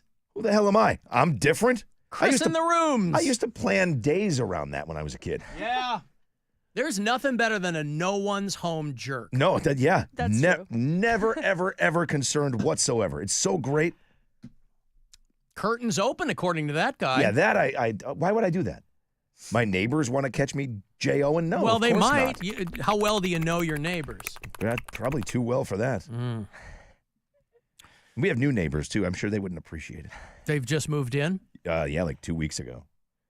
I just met the new guy. He was cranking one out in his picture window. What were you doing looking in the window, Marge? Yeah. That's what Marjorie. Exactly. Hey, mind your business. Hey. I'm in my house. Just trying to give you a warm welcome. That's right. That's right. A warm welcome. There's a guy in Florida, speaking of which, he got busted for whacking it in public. His defense was, it's no big deal because I finished so quickly. Oh. I mean, I guess if you got to do... I mean... If you got to go with something... In all fairness, I mean, did anybody catch him? Was it that fast? A man was arrested and charged with exposure of sexual organs after masturbating in front of a Bank of America in Margate. It kind of reminds me of like when a tree falls in a forest and nobody sees it. Did it actually really fall? Mm-hmm. I don't know that nobody saw him, yeah. Maybe he was just trying to make a deposit.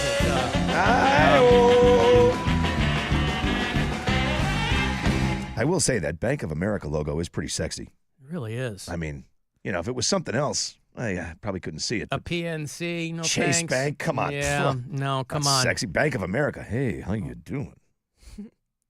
Citibank. Garbage. Throw an L in there and maybe a. Or a T. Maybe I'll get in there and do something, but penalty for early withdrawal, Rob, is what this guy was.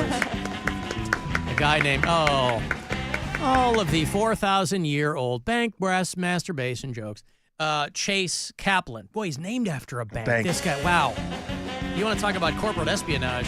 Imagine how great. I'm named after a chain of banks, and I'm going to be out there in front of the BOA. I mean, it would have been pretty on brand if he did it in front of a Chase. Like, that would have been pretty awesome. Yeah.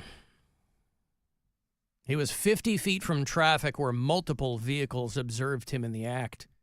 He was right outside the bank there. Broad daylight. That's the worst kind of daylight for public masturbation. Broad. Mm-hmm. Upon questioning, the report was written up that he admitted to the crime, but said that it was no big deal because he finished quickly. They took him to the Broward County Main Jail and put him in the tank there. I suppose you have to say something, right? Like, what's your defense going to be if you get caught whacking off in front of a Bank of America? You got to come up with something. Texter says, wank of America.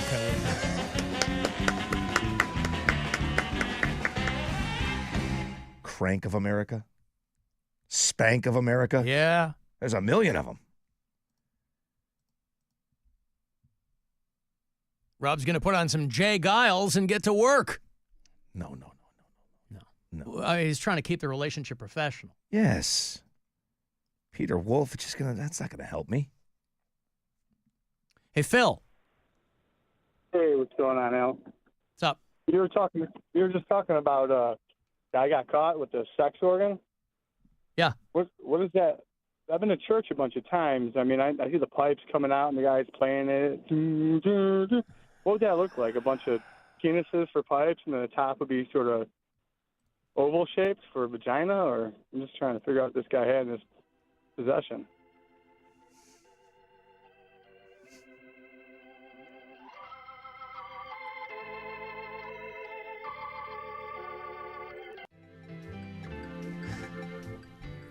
Ladies and gentlemen, we are experiencing technical difficulties. Please stand by.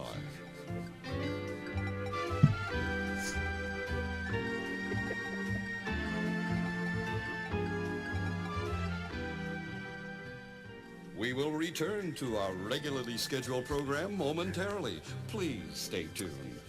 What better palate cleanser could we get after that than Dick from Date? Hello, Dick. Hello. Hey, I say we go Guardians, go Cavaliers, long ball. It's gone. Tom Hamilton. How's that sound? Is that who you were doing? Yeah, he's one of my favorites, Tom Hamilton. Mm-hmm. Yeah, he's a legend up there. The guitarist from Aerosmith? You know, I miss Jimmy Donovan, though, on the Browns, you know. I really do. Yeah, the late, great Jim Donovan, yes. The great Jim Donovan. Yeah. Oh, today's I'm celebrating, I had a little cake this morning. My girlfriend has a birthday today, and mine's on a Monday as the same day. Oh, as good Peter, for you. Same day as what? Edward Rose. Peter Edward Rose. Pete Rose. Pete Rose. Yeah. Peter Edward Rose. Pete Rose. Who's Pete Rose? Pete Rose, formerly of the Cincinnati Reds. Yeah, your birthday's coming up in a couple of weeks, yeah? Yeah, same day as your mom, isn't it? Well, same year as my mom. Dick is as old as my mom. Her birthday, her birthday's in November, Dick. So she's a few months younger than you. Oh, really? Yeah. But I'm telling you, you can't. I think they're going to go all the way. I've never believed them to be this good. I mean, my gosh, what the heck? We got to celebrate up there, you know? Are we talking about the Cavs, Dick? Yeah, talking about the Cavs, Okay. Rob. All right, Talking about the Cavs. I say the Guardians will win 97 games this year and go to the series, maybe take it all. The World Series this year, you know? Jeez. Big year for Cleveland. Big year for Cleveland, buddy. So, Playing? Yeah, I'm going to be playing Friday with the Thursday with the straight betting. Friday with a little show. So, how about that? Pretty good. Good. I thought I'd check in. Say hello to Kat. Bye-bye.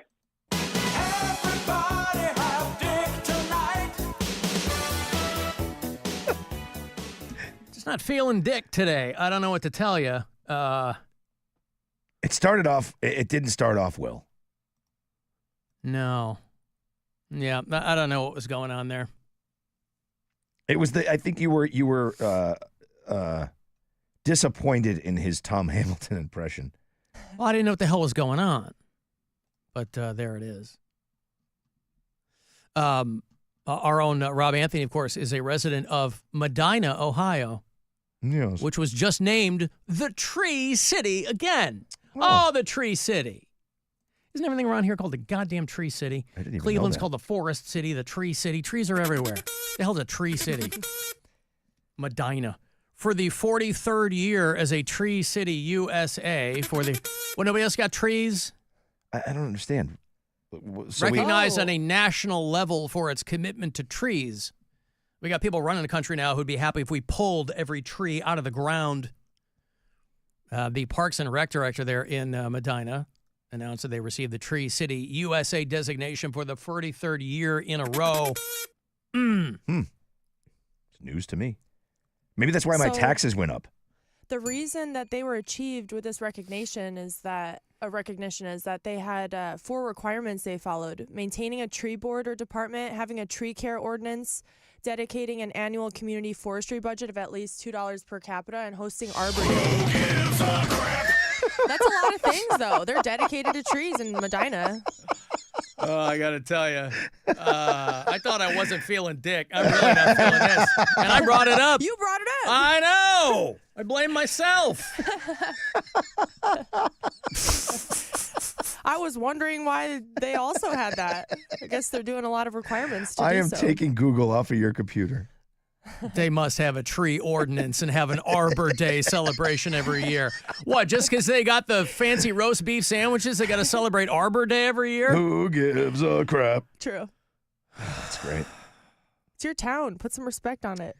I'm fine. I just never knew that was a thing. Me either. This year's Arbor Day service takes place April 25th. You want to go out and plant some trees as a show? Who gives a crap? Let's plant some trees as a show. Go out and plant some trees? Yeah. There was a whole bunch of people picking up trash earlier today. Did you see that? Where? Like right near the... Highway? No, right here downtown. Right on Prospect. There was like a gang of people, like a ton of... Yeah, like the people that work for the Downtown Cleveland Alliance. Like they got the... They had the vests and stuff. Yeah, like, they looked yeah, like they work community for the- service, but there was like 50 of them. Oh, well, they might work for Downtown Cleveland Alliance. They got I like don't know. It looked like it said a volunteer thing on their vest. It said like, no trash volunteers or something like that. The NTV? The NTV. They were out in force? Oh, yeah. Wow. All right, well, good. I openly mocked them. Listen, I'm all for no trash. I'm all for less trash. So whatever the volunteers are doing, I think that's great. It was nice. I was giving them the middle finger when I drove by. You fingered them. Mm-hmm. It's a lot of people to finger, Rob. They held up traffic. I was in a hurry. I understand. I got to take a break. Actor Steve Coogan is going to join me in a few moments. He's got a new film he wants to talk about. And I'm a big fan of everything this guy does. You may know him by voice. You may know him by face. You may know him by his films or television work. One of our finest British actors of the modern day. Not to put too fine a point on it. Hey, I want to go see the Cavs when the Bulls are in town. This is April the 8th. It's a big day all the way around for Cleveland sports. And quite frankly, for yours truly in Chicago sports. It is the Guardians opening day on the 8th against the White Sox. And then that night, the Cavs take on the Bulls at the Rocket Arena. You can go to Cavs.com for the details. It is April the 8th, and I got a pair of tickets here for you. Cavs Bulls on the 8th. It's closer than you think. Caller 10, these are yours. Good luck. 216-578-1007 or 800-348-1007. This is the Alan Cox Show on 100.7 WMMS. We got stuff. You want stuff. Win stuff.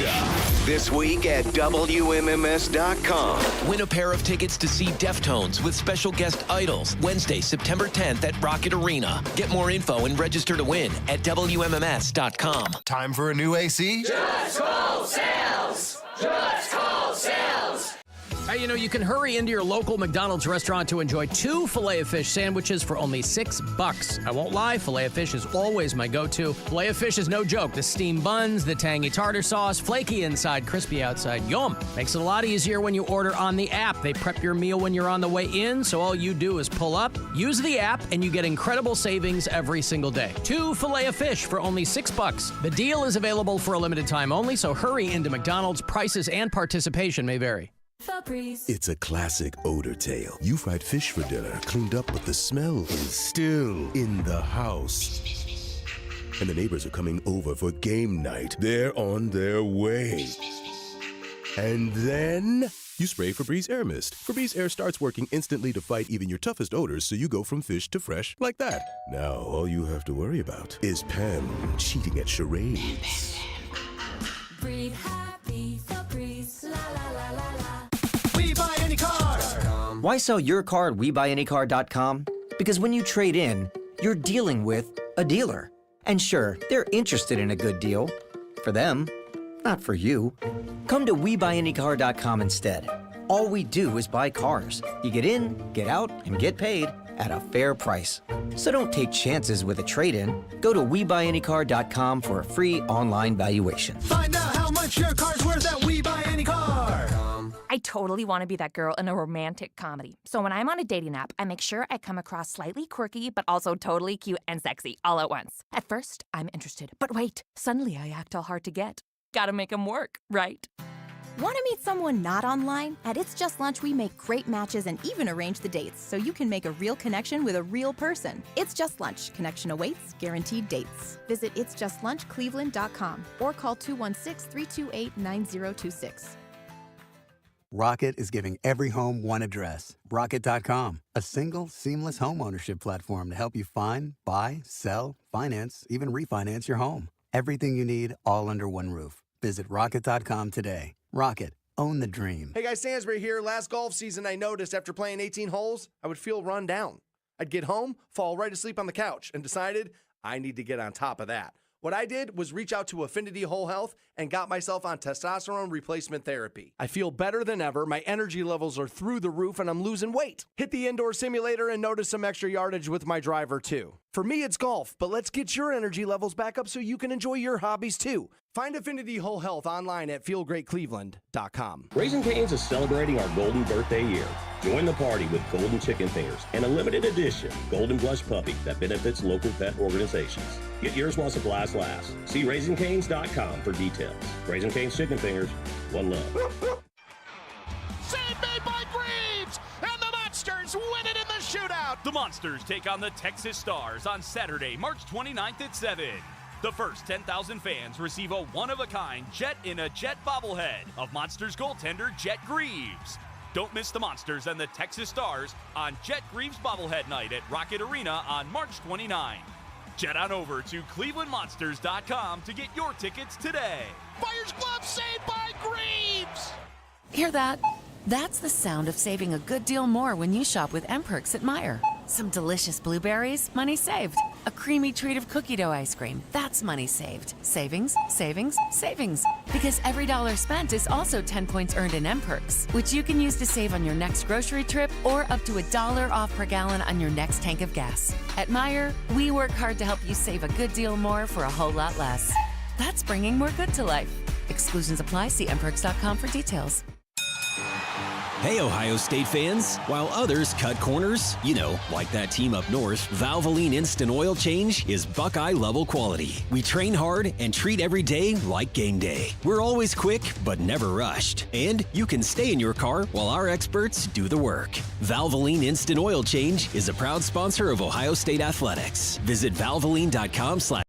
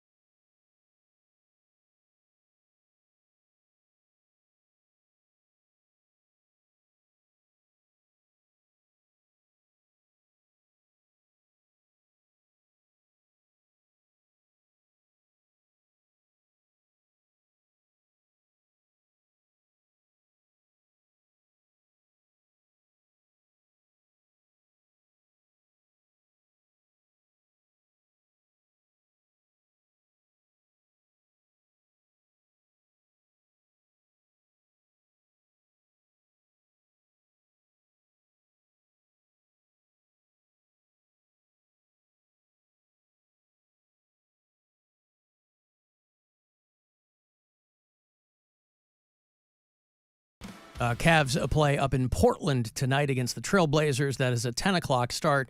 So 9:30 is your pregame coverage here on MMS. And you can also listen on the iHeartRadio app.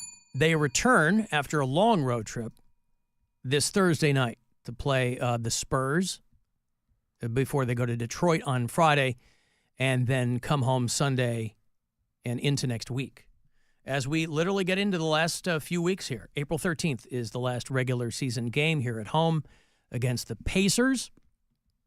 I will have tickets for you all this week to get to the Bulls-Cavs game on April the 8th. That would conceivably be after the Guardians home opener ends. Maybe? I mean, the Guardians home opener starts around 4. Yeah, it'll definitely I would think it'd be done by then. And you might say to yourself, Alan, I don't care about baseball. I want to see basketball. Cavs Bulls for you this week. 23andMe went belly up. Filed for bankruptcy again, as there just isn't that much demand for it anymore. One of the co-founders of the firm, I think, went on to be the CEO of YouTube. Maybe she was running both of them at the same time. I'm not sure. I think she used to be married to one of the Google guys. But she quit. They tried to get a bunch of companies to buy them. And it was just a few years ago they were worth $6 billion, but they filed for bankruptcy. And so now all the articles you're reading are, go on there and delete all of your data. Because it's theirs. You willingly gave it to them. I'm no different. 23andMe, they should have had for entertainment purposes only, because it really was, if you're white, it's going to tell you you're white, essentially. Bloodlines globally, unless you're like 100% something or whatever. I mean, there are a lot of people that they would market it in such a way. They were like, you'll be surprised to find out what's in your family. And so that's why everybody voluntarily did these tests. They were fun. You could spit in a tube and send it to them, whatever. It cost you a little bit of dough. And then you could get information back on yourself that for the most part, people already knew. The stories that would jump out are the people that found out, like, their brother was their dad, or they didn't know that their parent had somebody who thought that they weren't related to someone they thought they were related to, those kinds of things. But they have all that data now. And listen, I went in. Did you go in and delete your data? I did. It's so easy. It is easy, but I got to tell you, I have zero faith that stuff goes away. I mean, my thought is they've had my data for a while. There were a few years ago where I was really going down the family tree rabbit hole because, I've well documented on this show, we didn't know my dad's family. We knew my mom's family. So I was going to great length for a while to try to, this is before my dad passed away, and I was even more making more of a concerted effort with my siblings to kind of zero in on this stuff after he passed away. It'll be 3 years this June. And I went down a whole bunch of rabbit holes. To this day, I'll still get emails, hey, you might be connected to this person. And I'm like, delete. But whatever info of yours they've got, they've conceivably already sold to someone. So ostensibly deleting it from their website or from their database or whatever, I don't know. I don't know what that means. Going in and because they get if you know the steps, you go into your settings and all that kind of stuff and scroll down and you can permanently delete your data. But that feels like kind of a perfunctory move. That feels like, okay, I'm doing this because these guys are going belly up. And hackers already got this stuff, right? Every 9 months, you'd be getting some letter from 23andMe, or Ancestry was another one. Incestry was another one. That was kind of bigger in the Appalachian states, but that's so stupid. You might have even been gotten like a tiny little check from 23andMe. They would have to do these class action settlements because hackers, would post millions of people's data. Now, I don't think that whatever they've got, I don't necessarily know if it's anything that would cause you and me problems, more than just a big picture privacy case. But again, you willingly gave this information. A lot of people wanted nothing to do with it. You know, the more conspiratorial among us were like, I'm not giving them my DNA. Who knows what they're going to do with it? I mean, best case scenario is that down the road, you find out they used your DNA for something cool. I don't know what that would be. Maybe they randomly grabbed some strands and did some, I don't know, put something together. Maybe you're part of a woolly mammoth now. Building a superhuman. Something cool. That's the best you can hope for. Alan, are you curious about your future black stepdad's family history? You son of a bitch. You know what? See what? Thanks. There's my guy. I got a message along those lines, by the way. Alan, my main man. Greetings, Robert. You know, I really don't like this mess with the whole future black stepdad thing. Can't let him get away with it, Alan. You give him an inch, they'll take a mile, my man. But I'll tell you what, for the low, low price of 2 tickets to the next Captain Fun's floating fandango, I will seek out, seduce, and bang your future black stepdad's mom. Let me know. Love you, bye. Let me know. I will seek out and seduce and bang the OG. You know, this guy that called me, I met him a couple of weeks ago at an appearance. This guy, Justin, he walks up to me and he goes, hey, I'm your future black stepdad. And I go, ha, ha, ha. He goes, no, I'm the guy that calls and leaves those messages. And it was fun. I mean, nice guy, you know, chat, ha, ha, ha. However, this guy, he goes, hey, man, all I want, and better pipes, you'd be hard-pressed to find, right? That guy? Holy cow. Makes me sound like I'm... Oh, my God. He makes Mickey Rob sound Mouse. like Pee Wee Herman, yeah. Alan, my main man. Greetings, Robert. Good. He's even got that cool the way, my main man. Yeah, I get down there. He will. Now, I'll pull back the curtain. I contacted him off the air just to pick his brain about this offer. I said, does the offer stand if we determine that Justin's mother is dead? Will you still seduce his mother's corpse? He assured me that, local laws aside, if nothing else, it'd be a lot easier to do. A lot easier to seduce and bang a corpse. It'll cost you 4 tickets, Alan. All right. Well, listen, thank you. I appreciate the offer. I don't think that it'll come to that. Paul in Detroit says, oh, my God, you're supposed to spit in that tube? Oh, no. He's like, well, I happened to be home alone when that 23andMe test packet came. And my curtains were He's open. just getting straight to the source. Right from the tap. Yep. My curtains were open. Alan, I'm not giving anyone a reason to come find me after I win the lottery. How about that? All right. Listen. I repeat. I'll reiterate. If my mother is happy and healthy, that's all I care about in her dating life. Alan, I'm feeling down in the dumps. Would you play some Brian? Well, I had some Brian scheduled for later on. He did leave me a new song. But I can play some old Brian. You want the best of Brian? How about the best of Brian? They'll cheer him up, right? I make my living on the evening news. Just give me something I can use.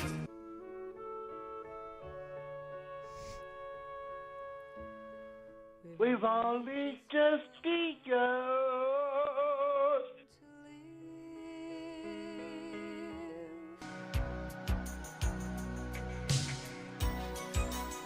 Who's gonna drive you home tonight? Oh, boy, that's... There really is the best of Brian, isn't it? Well, I hope that cheered you up, whoever you are, down in the dumps. You know the day destroys the night, night divides the day. Try to run, try to hide. Break on through the other side. Break on through, break on through the other side.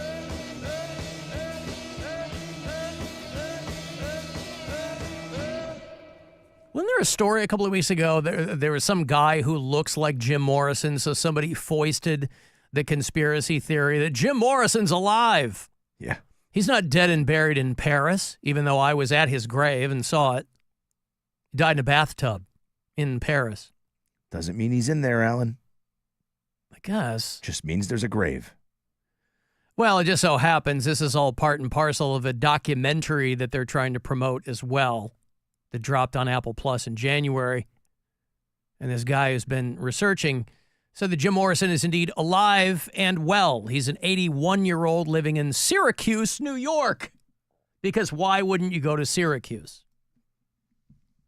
No disrespect to our bureau chiefs in the greater Syracuse metropolitan area. But if you run into Jim Morrison anywhere, he wants to prove that Morrison has been working as a maintenance man named Frank. The estate of Jim Morrison wanted nothing to do with this documentary. I think that basically you could probably find any guy of that age or around that age who's bearded and probably still fat and pass him off as a potential Jim Morrison. Why, by the way, people would still be that fascinated or enamored with it at all, I don't know. But then again, people were creaming their jeans over the Kennedy thing, so who knows? People love, I certainly wouldn't consider the death of Jim Morrison an unsolved mystery. Unless it is. Well, maybe they'll find out. I've got to talk to Steve Coogan here. More than 6, but fewer than 10 minutes. With somebody on the phone. I'm a big Steve Coogan fan. Like everything he's done, does a lot of film, does a lot of TVs, Tropic Thunder. And if you may know him by voice, you may know him by face. Happy-ish was a great show a few years ago that didn't get enough attention. Steve, how are you? I'm very good. How are you doing? I was curious if I was going to get long hair or short hair, Steve Coogan. That's a good question. I just did a play in the West End, London, Dr. Strangelove, and they dyed my hair for it. And I don't, when guys of my age dye their hair, they look bad. I think they look like they're having a midlife crisis. So it's real hard to do well. It's very hard to do well, and mine didn't look great. So as soon as I finished the run, I just took a buzz. I just got a buzz cut, get it all off, get that fake color off. You're one of those performers I'm such a big fan of. I'm not sure where to start, so I will start with this random factoid with you. You and I have both made out with Courtney Love. Oh my God! How do you like that? Well, it makes a shiver go down my spine. Yeah.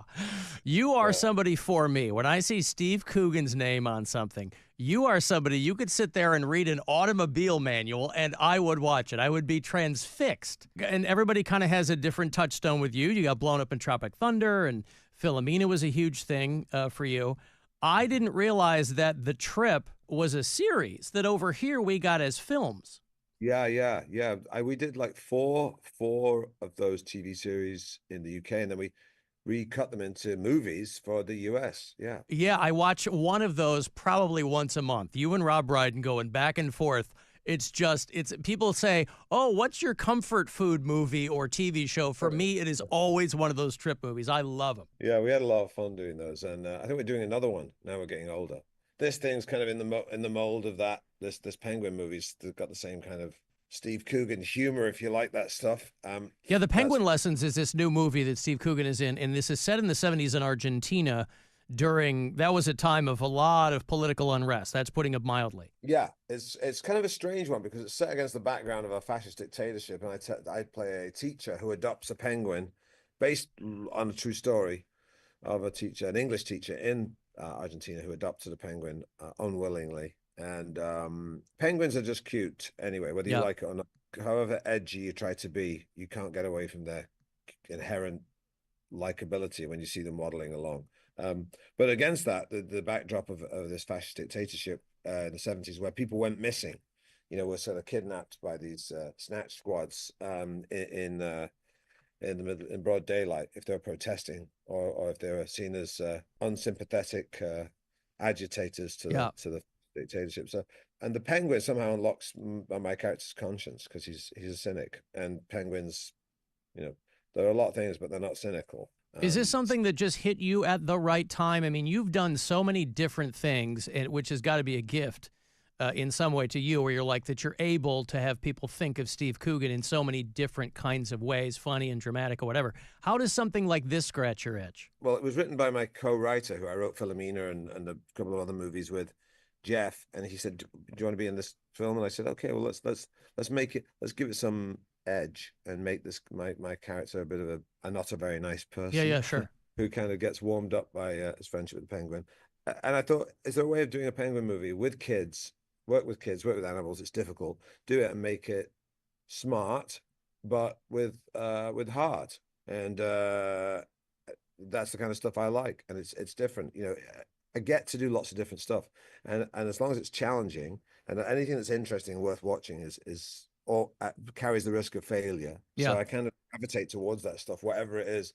I mean, if you want to be very famous, they say keep doing the same thing over and over again, and ram that down people's throats. I'm sort of, I have a good enough career that I can pay my rent and have some change, and also just vary what I do. So I never get bored. I never feel like I'm stuck doing something. Well, and some people get famous for doing so many different things, or they are famous for that, which I think is possibly a better thing to be famous for. Yeah, if you can get that, I mean, there are a few there are those mercurial actors who achieve it. The sort of legendary actor Dustin Hoffmans and Robert De Niro's, but we've not seen one of those for a while. The sort of versatile. They're falling away, as it were. I mean, obviously, time takes its toll, and Gene Hackman is an awful example of that. But we still kind of look to the Pacinos and the De Niros. Yeah, I think the 70s were that kind of strange time when really artistic, interesting movies broke through the studio, while the studio system was trying to recalibrate and figure out how to come up with a business model. Yeah. Before they stumbled across the blockbuster as a way to save themselves. There's so much less of an appetite too now for any kind of risk taking. So that's why I'm so interested in a movie like The Penguin Lessons, just how it's, obviously it's not a massive budget film, but to be able to do something like that and have people see it has got to be gratifying. It's unusual. You see a lot of interesting stuff on TV, and some of the streamers are able to take risks and still, get the numbers, get people to watch stuff that's interesting. But making movies is more difficult.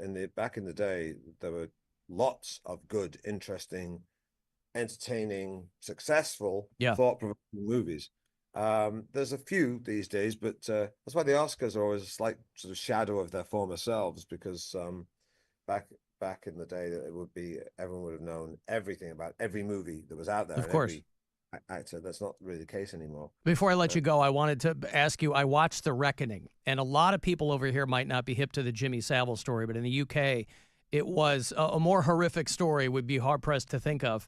And this was this beloved children's host who, after his death, they discovered was just this awful, awful person.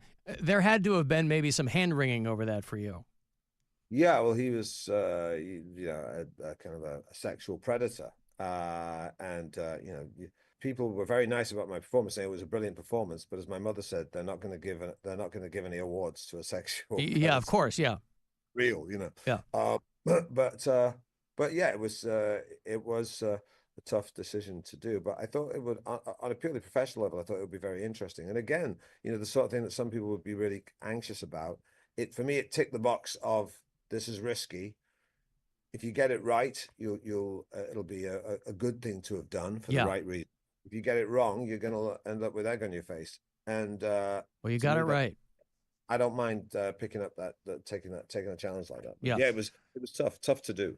Listen, I'm going to let you go. I'm a big fan of your stuff, Steve Coogan. Thank you so much. The film is called The Penguin Lessons. It opens this weekend in theaters. Take the mom, take the kids. and have a good time. Thanks. Thank you, pal. More than 6, but fewer than 10 minutes. With somebody on the phone.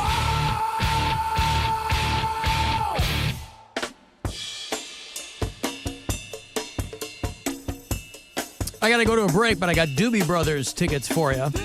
They're on the Walk This Road tour. I'm not going to tell you who's opening for them. Thank you. You'll find out yourself. It's going to go down Wednesday, September the 17th out at Blossom. You go to livenation.com for the info, the tickets, all that kind of stuff. But I will hook you up with them this week. 2 for the Doobies. Call number 10. Good luck. 216-578-1007 or 800-348-1007. It's the Alan Cox Show. Everywhere on our free iHeartRadio app. Or whatever smart device you have. Just tell it to play the Alan Cox Show on iHeartRadio. Our 2025 iHeartRadio Music Awards on Fox were filled with epic moments. iHeart Innovator Award recipient Lady Gaga. Thank you, my little monster. Money Long and Tori Kelly covering classics by Icon Award recipient Mariah Carey. Kenny Chesney fires up the crowd. Breakthrough Artist of the Year, Gracie Abrams. Thank you, iHeart. It's good to be in the room with all you guys. Taylor Swift shout out to her amazing fans. You made these songs for the last couple decades into what they became. I appreciate this more than you know. Ashanti gives Nelly a big surprise. My husband with the iHeartRadio Landmark Award. And a show opener from Billie Eilish you cannot miss. Thank you, everyone. Our 2025 iHeartRadio Music Awards. Brought to you by Jeep. Watch it again or for the first time. Now streaming on Hulu for a limited time. From the Mr. Hero Taste You Crave Weather Center. WMMS weather. Partly cloudy tonight, down to 27. Partly sunny tomorrow with a high of 41. Mostly sunny Thursday, warming up to 54. This report is sponsored by Speedway. No matter what time it is, it's pizza time. Get 2 hot slices of pizza topped with cheese, pepperoni, or extreme meat, and a mountain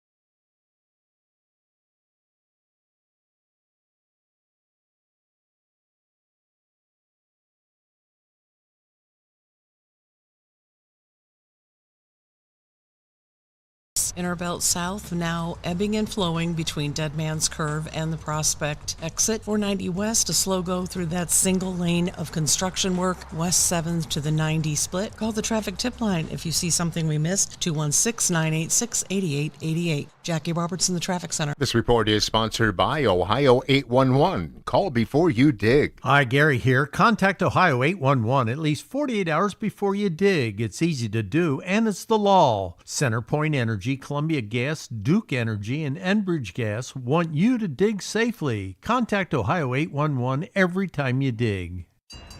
Ale man, get your eels. Eels here. Yo, you got a basket of eels. Fancy an eel? I mean, what am I gonna do with an eel? Eat it. They're jellied. Yo, that's nasty. Who eats jelly eels? They were quite popular in 1700s London. How do you know that? I learned it from a podcast on the iHeartRadio app. For reals? Not just for eels. All kinds of podcasts. No, I mean, I want 4 eels. You sold me, bro. That'll be £6. Oh, word? You got squid, too? Have you ever been impregnated with excitement? Well, it looks like you're showing. Welcome back to your new daddy, Alan Cox. On WMMS.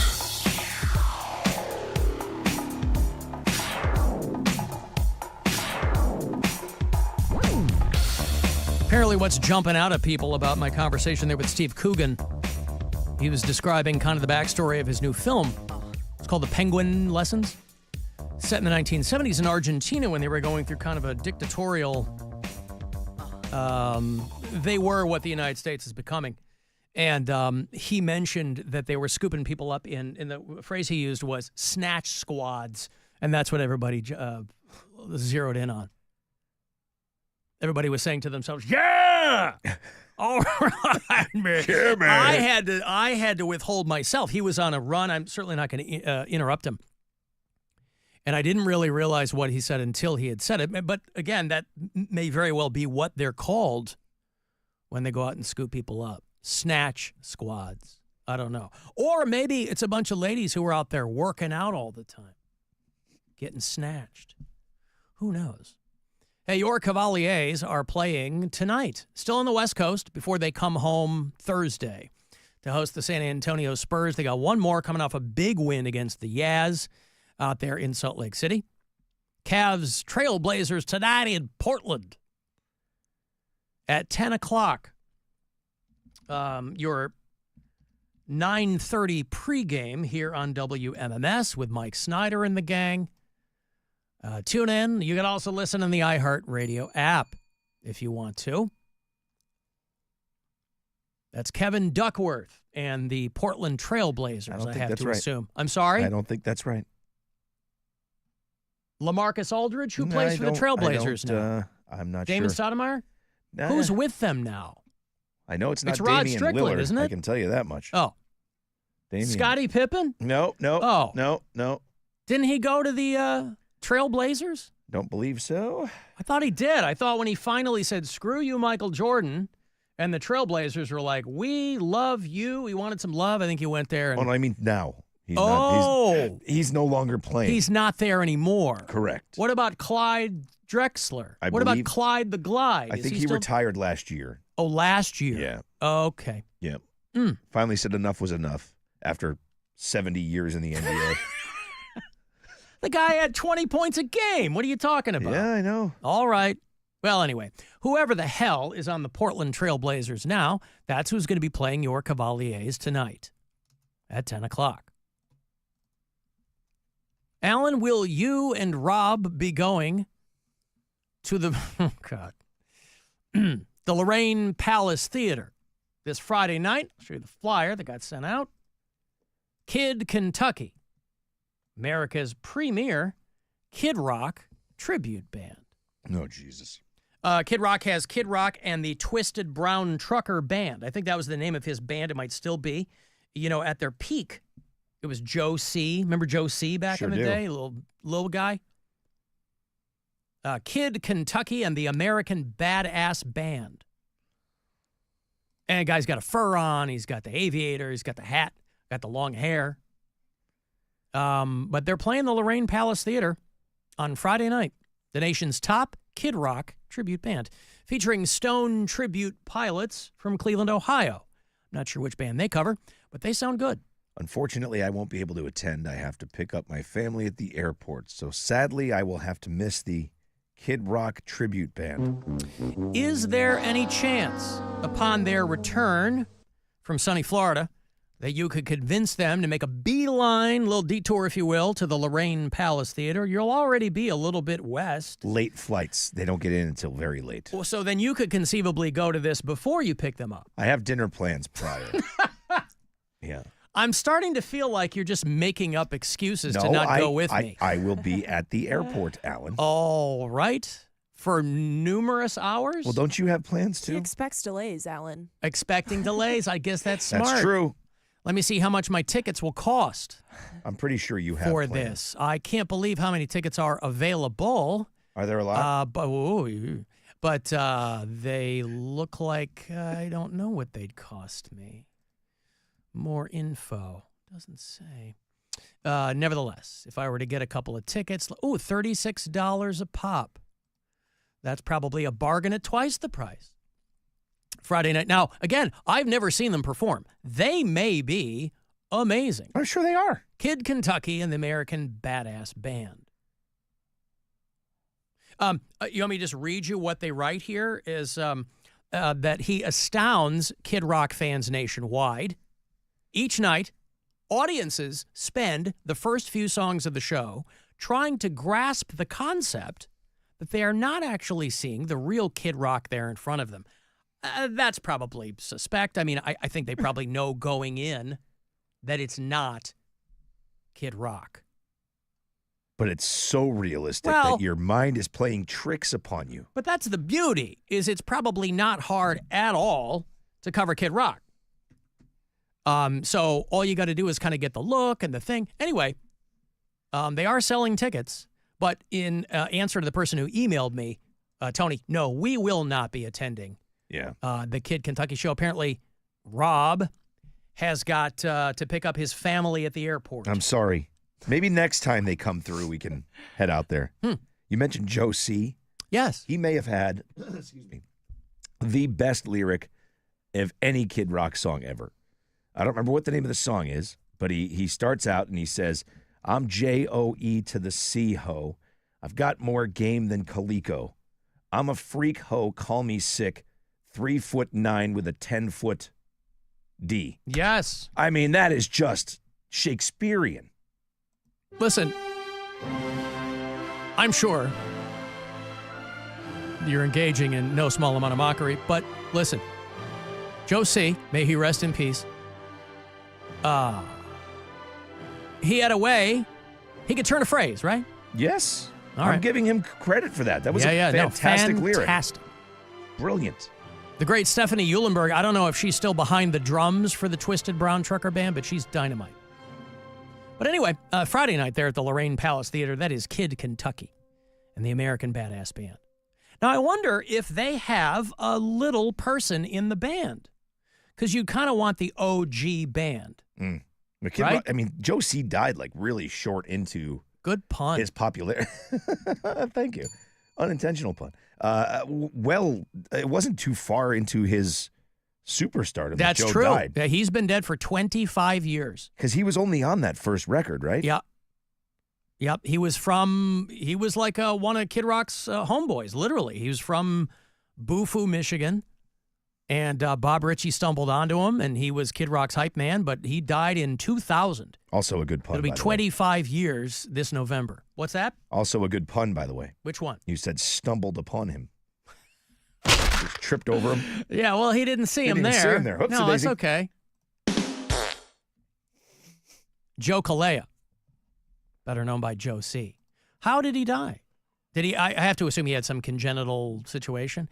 Oh, complications from celiac disease. You can die from that? I didn't know that. I did not know. I did not know that you could die from. I guess you can die from anything. Maybe when you're little, or maybe it acts different. Maybe it's harder on celiac disease. Little people. Maybe so. Wow. Imagine that. Died in his sleep at his parents' home. Taylor, Michigan, for our Michigan bureau chiefs. You know where that is. Wow. I remember that that tells you how long ago it was. I remember he and Kid Rock did voices on The Simpsons. Josie and Kid Rock. Like the first decade of that show.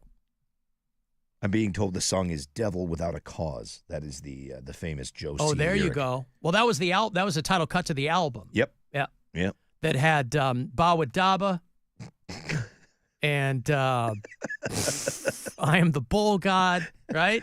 Bawa Daba. Bawa Daba. Boy, I'll tell you what, back in the day, you see that come up on your radio music log. You had a lot of questions. How do I pronounce this?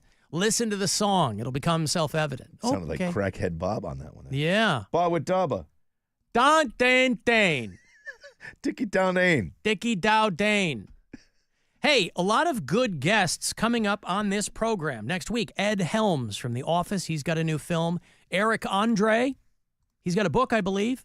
Our friend Don Jameson is going back to do the funny stop in Cuyahoga Falls. And the return of Bill Squire to the Alan Cox Show. Comedian Bill Squire will be with us on Wednesday in the 4 o'clock hour. He's got some gigs coming up next weekend as well, and so we'll catch up with him and talk about those shows.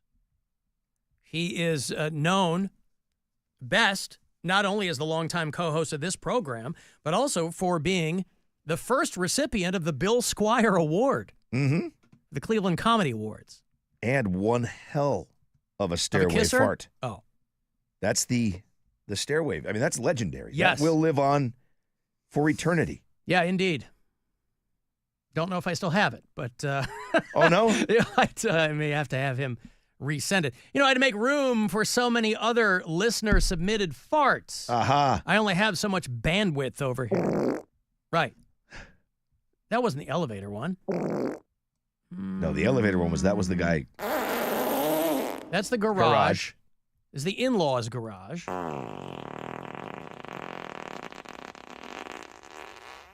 Mm-hmm. That one's barely even trying. That's like a smirk. But it's submitted. Boy, these studios sure are soundproof, aren't they? Sure are. Wow. You know, when we can hear them, I'd love to think that they could hear us, except all the audio, if you were to walk in, the audio is all canceled off because the microphones are on, and that cuts the... Right. We can hear it. They couldn't hear it. But people right outside our door, when they're yelling, and it's not their fault. No. It would be a reasonable assumption that these rooms would be soundproof. Just a hootin' and a hollerin' coming on across the radio. Like the static in this guy's... I listened back to that. The Geiger counter. I normally don't do that, but I listened back to that bit because I laughed so hard. And I laughed just as hard again when you started playing the music and then started to, reaching out to the boats at sea. That was... Oh, yeah, the last that was week, funny, man. when the guy submitted the static. Yeah. That was funny. I think I aired it yesterday. We had to call an audible and run a sum-up show. Oh, did it? Okay. I might have aired some of it yesterday. That might have been the first time that people heard it. Yeah, it was great. Very, very funny. Because a guy submitted that, and I was like, that sounds like... Static. Then the guy said with the Geiger counter, and then you started doing the cat's grandfather was cleaning up Chernobyl. No, I agree with you on the phone. Guy's going to have pink eye. There's too much static on this. We're barely picking up your transmission. The people at sea. This is number 6 for the... Right, and then somebody told us it was a listener that had the better one. They were like, it sounds like a Geiger counter, which I wouldn't have... I don't think I would have locked into that. Hello. I like the concept of this guy just sitting there with his son, and his son goes, Hey, you should send a fart to Alan Cox. he plays them all the time. Oh, boy. Oh. Alan sounds like a Geiger counter. Yeah, out there on the beach. Hey, I think I found an old wedding ring here, I think. Oh, my God, it does. That's even better. A Geiger counter. Where's Dad? He's out on the beach. He did a grunion run, and now... All right. Anywho, that's fun. That is great. That may be the best use, unintentional, of a fart sound effect ever. Yeah. Well, anywho. The After Hours line, not everybody can access the iHeartRadio app and leave us little talkback messages, but you can drop voicemails. 216-986-8903. Alan, I was watching a Mel Gibson movie on Netflix the other day. It's called On the Line, about a shock jock in L.A. And once I got over the astonishingly bad acting in the movie, it had a story that kept you going, but I was just wondering if you've ever had a situation like at the beginning of that movie. I don't know if you've seen it, with the guy that tells him that he's Jesus and wants to get on the air to make his announcement to the world. I just wondered if you had ever had a situation like that. Oh, God, horrible acting. But I'm sure it's very accurate at the end. The general manager of the radio station that he worked for gets driven around in a chauffeur-driven Range Rover. That's probably pretty accurate for the radio business. Yeah, it sure is. Yeah. You know how Keith Hotchkiss drives around in a chauffeured Range Rover? Mm-hmm. Yep. That's what I like about movies that try to depict radio, because they have to make it look dramatic, obviously, is that they depict radio in a way that harkens back to a different time. We've talked about that movie. It's got a weird twist at the end that I think is it's almost unbelievable. It is almost incredible. However, it's also Mel Gibson playing a shock jock. So from the jump, you're kind of like, okay. He plays a guy named Elvis Cooney. And the midnight slot. That's the other thing in movies, right? The midnight slot is always the one you want. Whereas in real life, that's the one nobody wants. Oh, he's the overnight guy in this movie? Yes, of course. And he gets somebody calling in. And I've not seen the whole thing, but Matt's right. The premise is wild. Yeah, it's called On the Line, where Mel Gibson plays a shock jock. And overnights. Yeah, I think it was one of these like strangely financed movies. You know, a guy like Mel Gibson is still making movies, not really that he needs to, but it's kind of back and forth between what used to be straight to DVD type stuff, now straight to streaming. And that might be what this was. It might have been straight to streaming. But it's called On the Line. It was I think a French director. I think they filmed it in Paris, but it's set in L.A. about a caller who's threatening the jock's family. But it's called On the Line. I haven't seen the whole thing. Speaking of shock jocks, so there's a guy at home, the radio station, a sports station called The Score back home in Chicago, and a guy who has been at that radio station for a long time. I've had a handful of friends who have gone through that radio station over the years as producers and part-time announcers and things like that. A guy named Dan Bernstein. You ever heard of Dan Bernstein? Just I have. In the business? Yeah, this is a big deal. He's been doing sports radio in Chicago for a long, long time. And The Score is there are a couple of competing all sports stations in the Chicago market, but The Score is by and large like the big one, right? It's over on AM. And this guy, Dan Bernstein, who he's done just about every day part. I don't know what they fired him from, but he got let go because he was threatening to dox a listener who left a comment on Instagram. And I'm like, wow, what of all the ways you lose your gig? And it's not like the first time this guy's ever gotten fired. I think he's worked at a couple of different stations, but he's a really well-known radio guy in Chicago. And there aren't many of those left. And I guess this guy, or it was on X or Instagram or something, he posted a picture of him with a fish. And he's like, hey, this is a hell of a fight. That was like his caption. It's him and a fish. Hey, this is a hell of a fight, got this fish. And some follower on his account gave him a hard time for killing the fish. Some eagle-eye fisherman or something was like, hey, that looks like a pregnant fish. And, I mean, who among us in this business has not learned how to deal with social media? It's not brand new. It's not week 2 of social media. Dan Bernstein goes off on this guy. Want to fight? I'm a bad enemy. That's the trouble with a lot of these sports radio guys, is they think they're the guys on the field, or they kind of absorb a lot of that, like, that fake sports macho crap into because that's what, you kind of have to do that to some degree. You kind of have to irrespective of what format you're working, you want a larger-than-life personality. But a lot of these sports guys, they really go over the top. And he's like, he starts threatening the guy. I have your address and your phone numbers. I'll make it all public. I can get your kids involved. Like, just because a guy left a comment and said, hey, that looks like it might be like one of these semi-endangered fish. They're giving him a hard time for catching it or not throwing it back or whatever.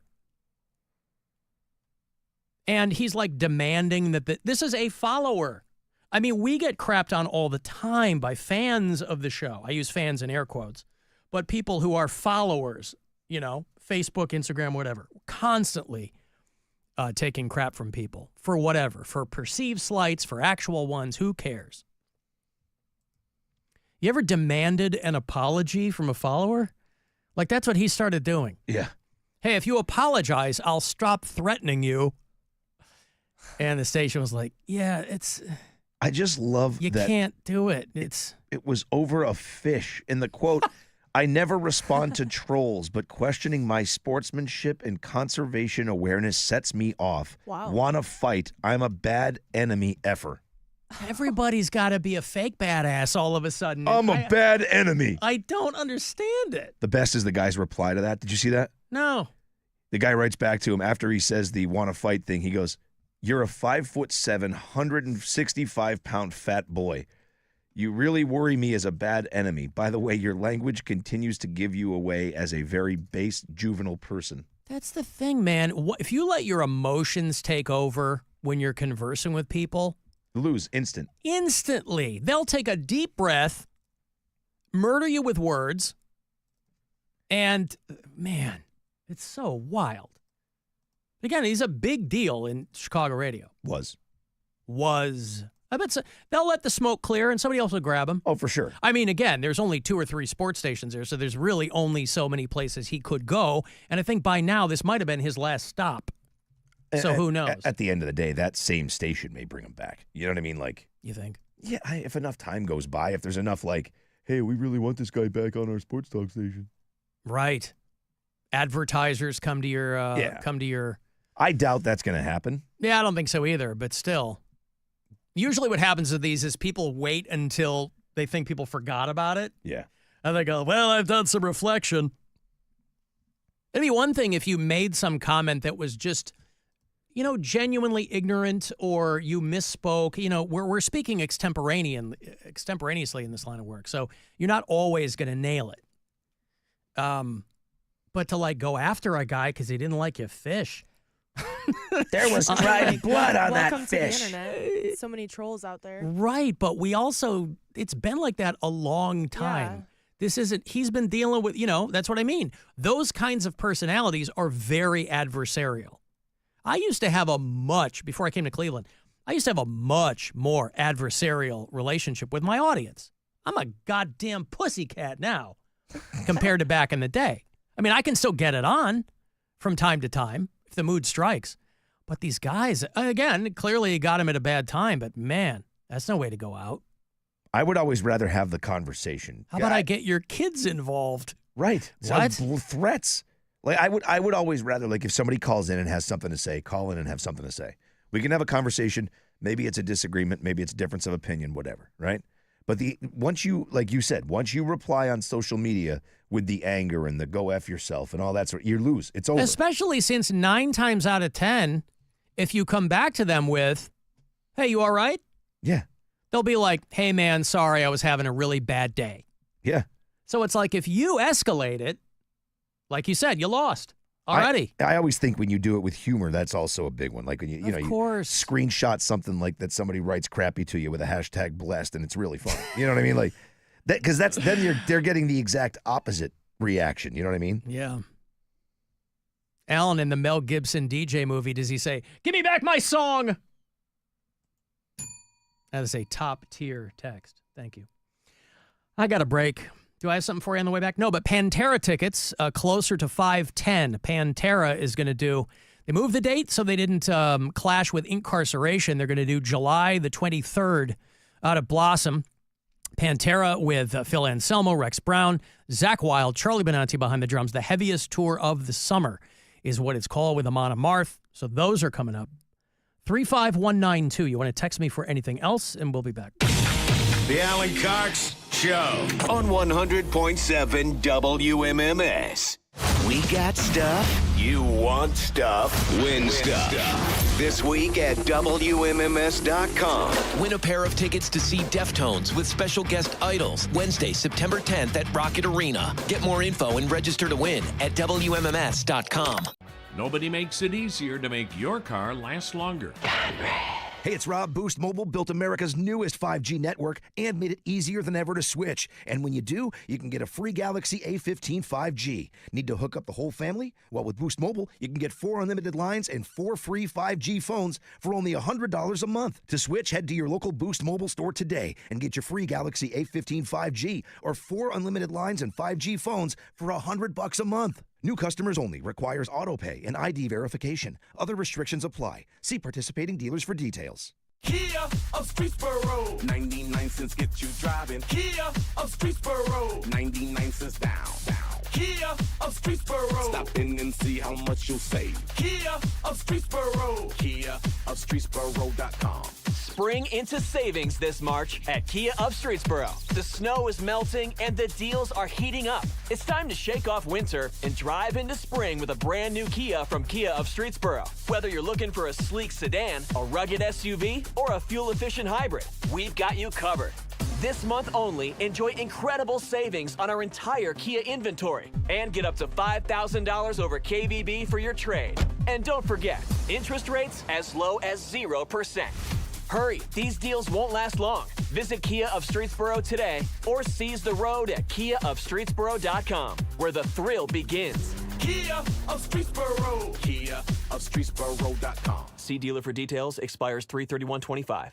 For a limited time at Verizon, you can get our best price ever for a single line. Just $45 per month when you bring your phone, which is less than you spend on Too Tired to Cook takeout every week. Get one line on Unlimited Welcome for $45 per month with autopay plus taxes and fees. Visit your local Cleveland Verizon store by April 2nd to save. $20 monthly promo credits applied over 36 months with a new line on Unlimited Welcome. In times of congestion, unlimited 5G and 4G LTE may be temporarily slower than other traffic. Domestic data roaming at 2G speeds. Additional terms apply. It's a classic odor tale. You fried fish for dinner, cleaned up, but the smell is still in the house. And the neighbors are coming over for game night. They're on their way. And then you spray Febreze Air Mist. Febreze Air starts working instantly to fight even your toughest odors, so you go from fish to fresh like that. Now all you have to worry about is Pam cheating at charades. Breathe happy, Febreze, la la la la la. We buy any car. We buy any car. We buy any car. Any. Did you know trading in your car at a dealer could cost you money? Research shows consumers who trade in their car pay an average of $990 more. So don't trade in, sell it to We Buy Any Car. Get your free online valuation now at We Buy Any Car.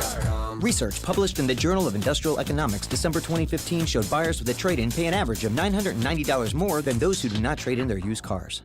Rocket is giving every home one address. Rocket.com, a single, seamless home ownership platform to help you find, buy, sell, finance, even refinance your home. Everything you need, all under one roof. Visit Rocket.com today. Rocket. Own the dream. Introducing a completely redesigned Dick's Experience, a reimagined sports destination with an expanded assortment of the latest apparel and footwear styles from Nike, Adidas, Kalia, and The North Face, and the best gear to improve your game. Plus interactive experiences. Perfect your swing with TrackMan golf simulators. Test your skills in our multi-sport cage. Welcome to an entirely new next-generation Dick's. Grand opening weekend, April 11th through 13th in Avon.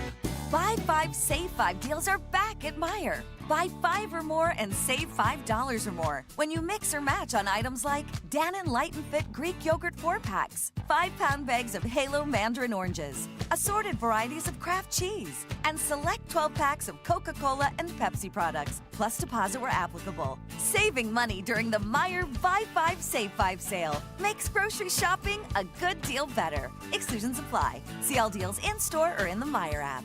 Swung on, hit high, away, back to right, goal! Jose Ramirez being serenaded by by 30,000. Never miss a moment with the Guardians Ballpark Pass presented by Planet Fitness. For just $54, including all fees, you'll get a standing room only ticket to every home game in April, including opening day on April 8th and matchups against the Yankees, Red Sox, and Twins. You can enjoy the games from locations around the ballpark, including Heritage Park. Get your ballpark pass today at CLEGuardians.com. Everybody poops, everybody pees. Mommy, will you call Mr. Rooter, please? 'Cause I gotta poop and I gotta pee. Only Mr. Rooter can clear the drain for me. Thank you, Mr. Rooter.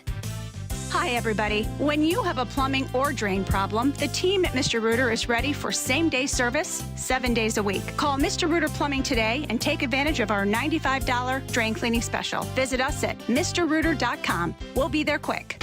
The new iHeart app is the one app you need. Love my presets. The preset feature is dynamite. Love it. And I've been telling all my friends about it. They're on the app. Get in on what everyone's talking about and get the new and improved free iHeartRadio app today. iHeartRadio.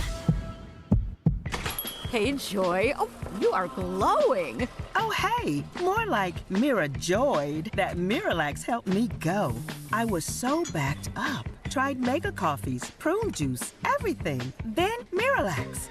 And hello, gentle relief without the harsh side effects. Ooh, how does it work? It works naturally with the water in your body for constipation relief. Find Miralax today at your local retailer. Use as directed for occasional constipation. Hey guys, Stansbury here. Last golf season, I noticed after playing 18 holes, I would feel run down. I'd get home, fall right asleep on the couch, and decided I need to get on top of that. What I did was reach out to Affinity Whole Health and got myself on testosterone replacement therapy. I feel better than ever, my energy levels are through the roof, and I'm losing weight. Hit the indoor simulator and notice some extra yardage with my driver too. For me, it's golf, but let's get your energy levels back up so you can enjoy your hobbies too. Find Affinity Whole Health online at feelgreatcleveland.com. Mitchell down the floor to Garland. Garland driving, run of the lane. Good, and a foul to go with it. Celebrate Rocket Arena with the Cavs. The Cavs are honoring Rocket Arena's 30th anniversary as they host the Clippers on March 30th. Mitchell spinning, fadeaway. Good! Oh, my. Secure your tickets now at Cavs.com/tickets. Right side Mitchell fakes the three. Mitchell fakes the pass. Now lobs it to Allen. Pow! Oh, what a pass from Donovan Mitchell. Traffic. From the Elk and Elk Traffic Center, Elk and Elk has won over $1 billion for their injured clients. Call 1-800-ELK, Ohio. In South Euclid, an accident reported Mayfield Road and beginning tomorrow, Wednesday, the 26th through Thursday, 27th, the city of Cleveland is going to temporarily close Mayfield Road to through traffic between Kenilworth Road and Murray Hill Road to conduct necessary roadway repairs. Jackie Robertson, the Traffic Center. This report is sponsored by Car Parts Warehouse iX piston-powered Autorama. The 2025 Car Parts Warehouse iX piston-powered Autorama returns March 28th, 29th, and 30th at the iX Center. Get tickets now at all 23 Car Parts Warehouse locations, online at pistonpowershow.com, and save. Kids 12 and under are free. If a piston makes it go, it's in this show. From the all-new Avon Lake Rams Studios, we say yes. The buzzer. The home of the buzzer. The buzzer. This is 100.7 WMMS. Cleveland. Call the Alan Cox Show. I'm sure it'll work for people on vacation when they don't have to do something, but I can't imagine it working on a day-to-day basis. 216-578-1007 or 1-800-348-1007.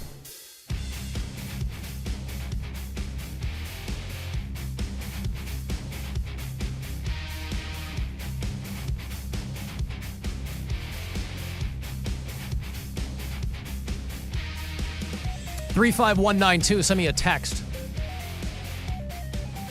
Cavs play tonight, coming off a big win in Salt Lake City against the Jazz. That one the other night was 120-91. They're hoping to repeat that. Of course, Jazz helped them break the slide, so they're going to play Portland Trailblazers tonight at 10 o'clock.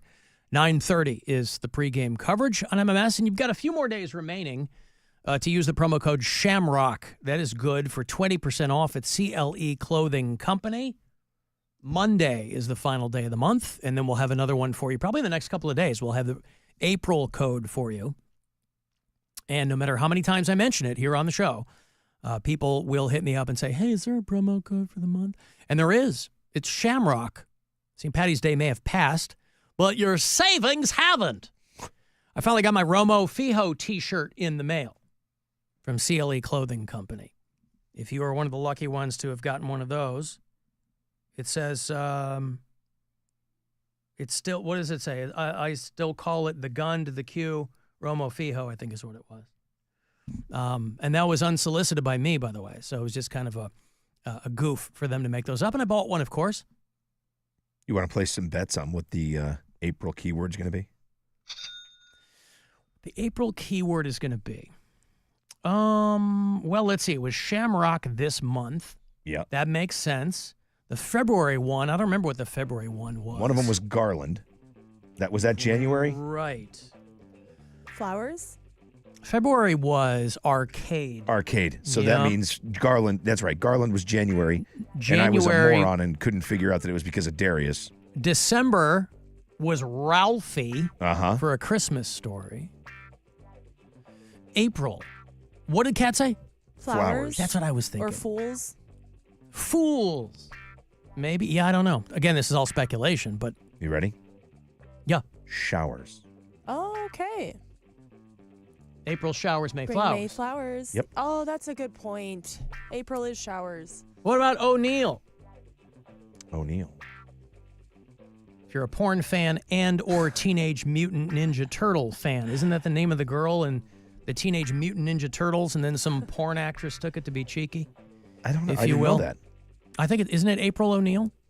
Well, I'm about to find out. Come on. Anyway, for the remainder of this month through Monday, you can use Shamrock for 20% off.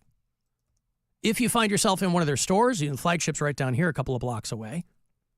Found myself in the one at Crocker Park a couple of weeks back. Or you could do it online at their website. Always new MMS merch that we're dropping as well. Exclusive to CLE Clothing Company. And all kinds of fun things. The Onion dropped a great piece. Let me find it for you.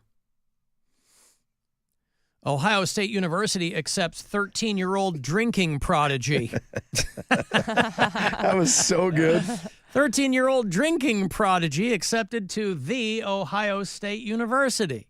I put that Looks on different than the other students on this college campus. It's because he's only 13 years old. But the amazing young Tyler is already consuming alcohol on the level of someone twice his age, and his talents have gotten him accepted at Ohio State University. The school says the decision to admit him was a no-brainer. He's impressive. As soon as we saw him pounding back Coors Light, falling all over himself and puking, we knew this was someone who belongs at the Ohio State University. Mm-hmm. We knew this was someone who belongs at the Ohio State University. Congratulations to that young man. Why can't I change this here? There we go. All right, well, congratulations to him. I wonder where he was rejected. You know, I really want more backstory to that. He was accepted at Ohio State University. I wonder who turned him down.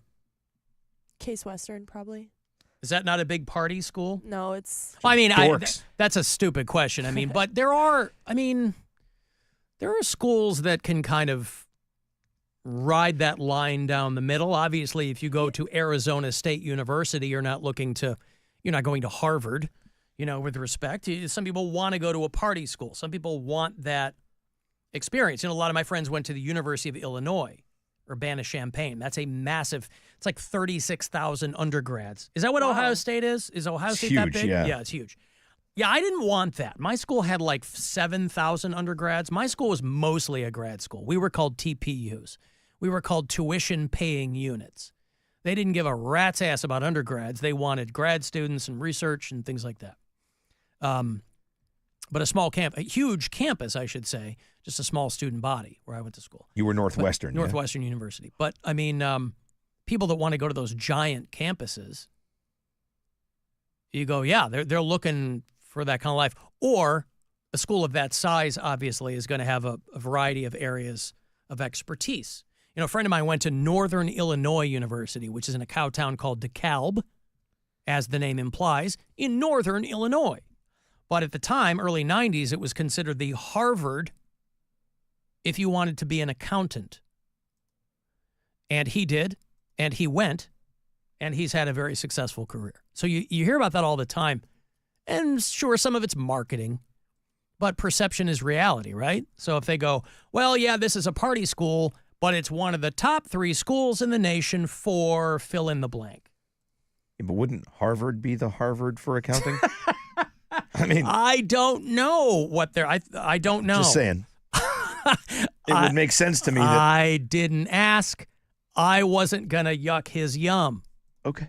He was a smart guy. Clearly not smart enough to think he would go to Harvard. Well, maybe it was an issue of money. No, I'm not saying that it was. He was saying he went to the Harvard of accounting. The best undergraduate accounting programs. Now, I can't imagine people go to college for this anymore because so much of that business could conceivably be done by computer. I'm sure that you still need human hands in there. UTA, Hook 'em Horns, University of Texas at Austin, one of the top accounting programs in the country. University of Illinois, Urbana-Champaign, the aforementioned. Brigham Young University.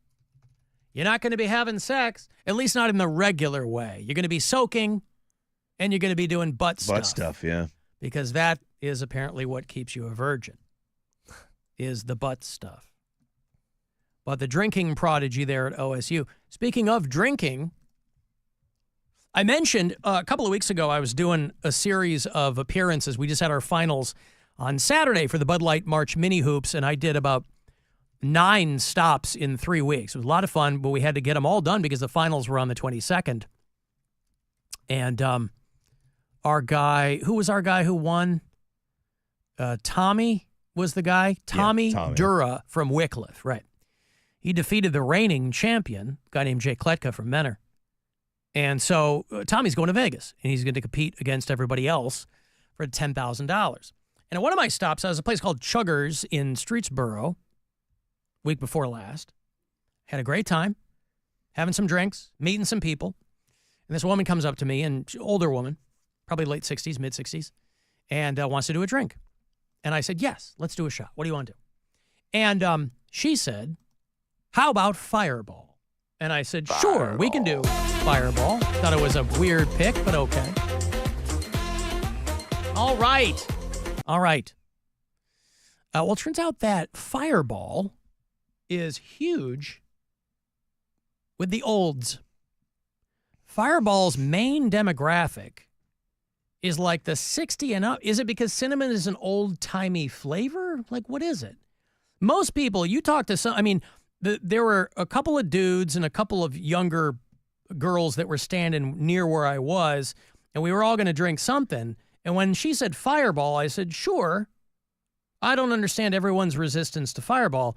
All of the people who were like in their late 20s, early 30s looked at me like with a scrunched face, right? Is that how you feel, Kat? Fireball is a little bit. Not I mean, I'll do it like with peer pressure, but why is that like listen, it's not my go-to either, but I'm curious what this aversion is. I think you're spot on with the cinnamon. It's a specific flavor. Like I was never a huge fan of Big Red gum either. Oh, okay. I like cinnamon for the record, like just normal cinnamon, but that's a really strong cinnamon type flavor. Because it's the kids that were doing the cinnamon challenge. I wasn't doing that, but well, I do remember that. Anyway, so Fireball is doing a promotion where they're giving away a lifetime supply, but you have to be at least 90. Oh. That's great. That's the fine print, huh? You have to be at least 90 years old to win this. Now, a lifetime supply, they could give it to you for like a year. But they said, the older demographic is the key demographic for Fireball. You might have seen on YouTube, Grandmas Try Fireball. You ever seen that video? Grandmas Try Fireball. But harder drinks, it's usually on the party mood, going out to dinner or... Party, yeah. Just no, all that right, take a shot. No, that's enough. Is that enough? Oh, yes. I'm not going to take that much. Well, take a drip and take it. Here, I'll give you See, that lady knows how to party. She's got a big old bottle of Fireball. Just pour more in mine. Well, you get drunk first. Well, my sniffer might have gone because I don't smell anything too strong. Sniffing it. Quite pleasant. It has a distinct smell, actually. I love how concentrated they are. Yeah. Gulp. Her eyes are watering. It does, that is mighty Impressive. That is mighty impressive. So maybe it's because cinnamon is an old-timey flavor. But Those taste like Red Hots. Yeah, this Fireball promotion, you got to be at least 90, and you might get a lifetime supply. Her eyes almost went back in her head when she tried that. Yeah. Anyone born, starting today and running through the end of the month, anyone born 1935 or earlier can enter to win a lifetime supply of Fireball. Semantics. Right. The fine print, however, you can't pass it down in your will. You can't set up some, the olds. They're nothing if not sneaky. There's no, you can't set somebody up with your whiskey inheritance. So trying to fill up their purse with it. Yeah, if you are, maybe you've got a nonagenarian in your family who really, really would like something like this. Maybe you've got an elderly drinker, somebody whose Pap's liver already looks like beef jerky. You go to lifetimesupplyoffireball.com. Well, that explains itself. I have to imagine it's probably not going to be a lot of 90-year-olds entering this themselves. It's going to be younger family members signing them up, probably as a goof. I love it. You see the guy that wins, like he doesn't even know that he won. They're like, congratulations. Yeah. You won the... I drink Alan's ginger brandy every day. I'm not going to drink that cinnamon crap. By the way, because of the demographic that they're targeting, you can also mail your photo and a letter to the company in Louisville, Kentucky. If you don't want to go online, send a photo of yourself with a handwritten submission for the Fireball Lifetime Whiskey Prize. I don't have a computer. I can call my grandson. Yeah, Fireball says, your elders don't just raise glasses, they raise hell too. What? So dumb. That's dumb. So dumb. They didn't just raise their children, they also raise hell too. I don't know. That's not much better. So the lifetime supply. You got someone in your family who still likes a nip every now and then. They have to be over 90, but that might be something for them. Something for you to consider. Hello? Alan, this is Clem Fandango. Can you hear me? Yes, I can hear you, Clem Fandango. Alan, this is Clem Fandango. Yes, I can hear you. Alan, this is Clem Fandango. Can you hear me? Yes, I can hear you, Clem Fandango. But it always hangs up. Jesus. I got some sperm news here. Sperm news. Of course, that guy was making fun of Rob earlier because Rob is solo for the week, and the guy thought that you should be running around your house, helicoptering in front of the windows, curtains open, and just going at it all the time. Oh, my name is Rob, and I'm so sad about my family not being there. Like you're not waxing one off all over the place with the curtains open, loving life. They're not listening, Rob. They're on vacation. Live it up, brother. Good grief. I mean, he comes from a good place. He's trying to inspire me to enjoy myself a bit and not miss my family. Yeah. But I still don't get the whole curtain open thing. You know, we've played no shortage of AI-generated songs here on the show. A lot of times it'll be listeners who will write show-centric lyrics, right? There was Rob's Pierogi Paradise and things like that. But there's a lot of streaming services are contending with AI-generated songs that are getting streams set up automatically or whatever and generating revenue. And this is seen as some scam or some kind of loophole, but whatever. That's their problem. Eric in Penn Hills, Pennsylvania, who submits pretty frequently to this show, he goes, hey, on the topic, here's an AI-generated country song about whacking it in public. It's called I Know My Rights. Have you heard this? No.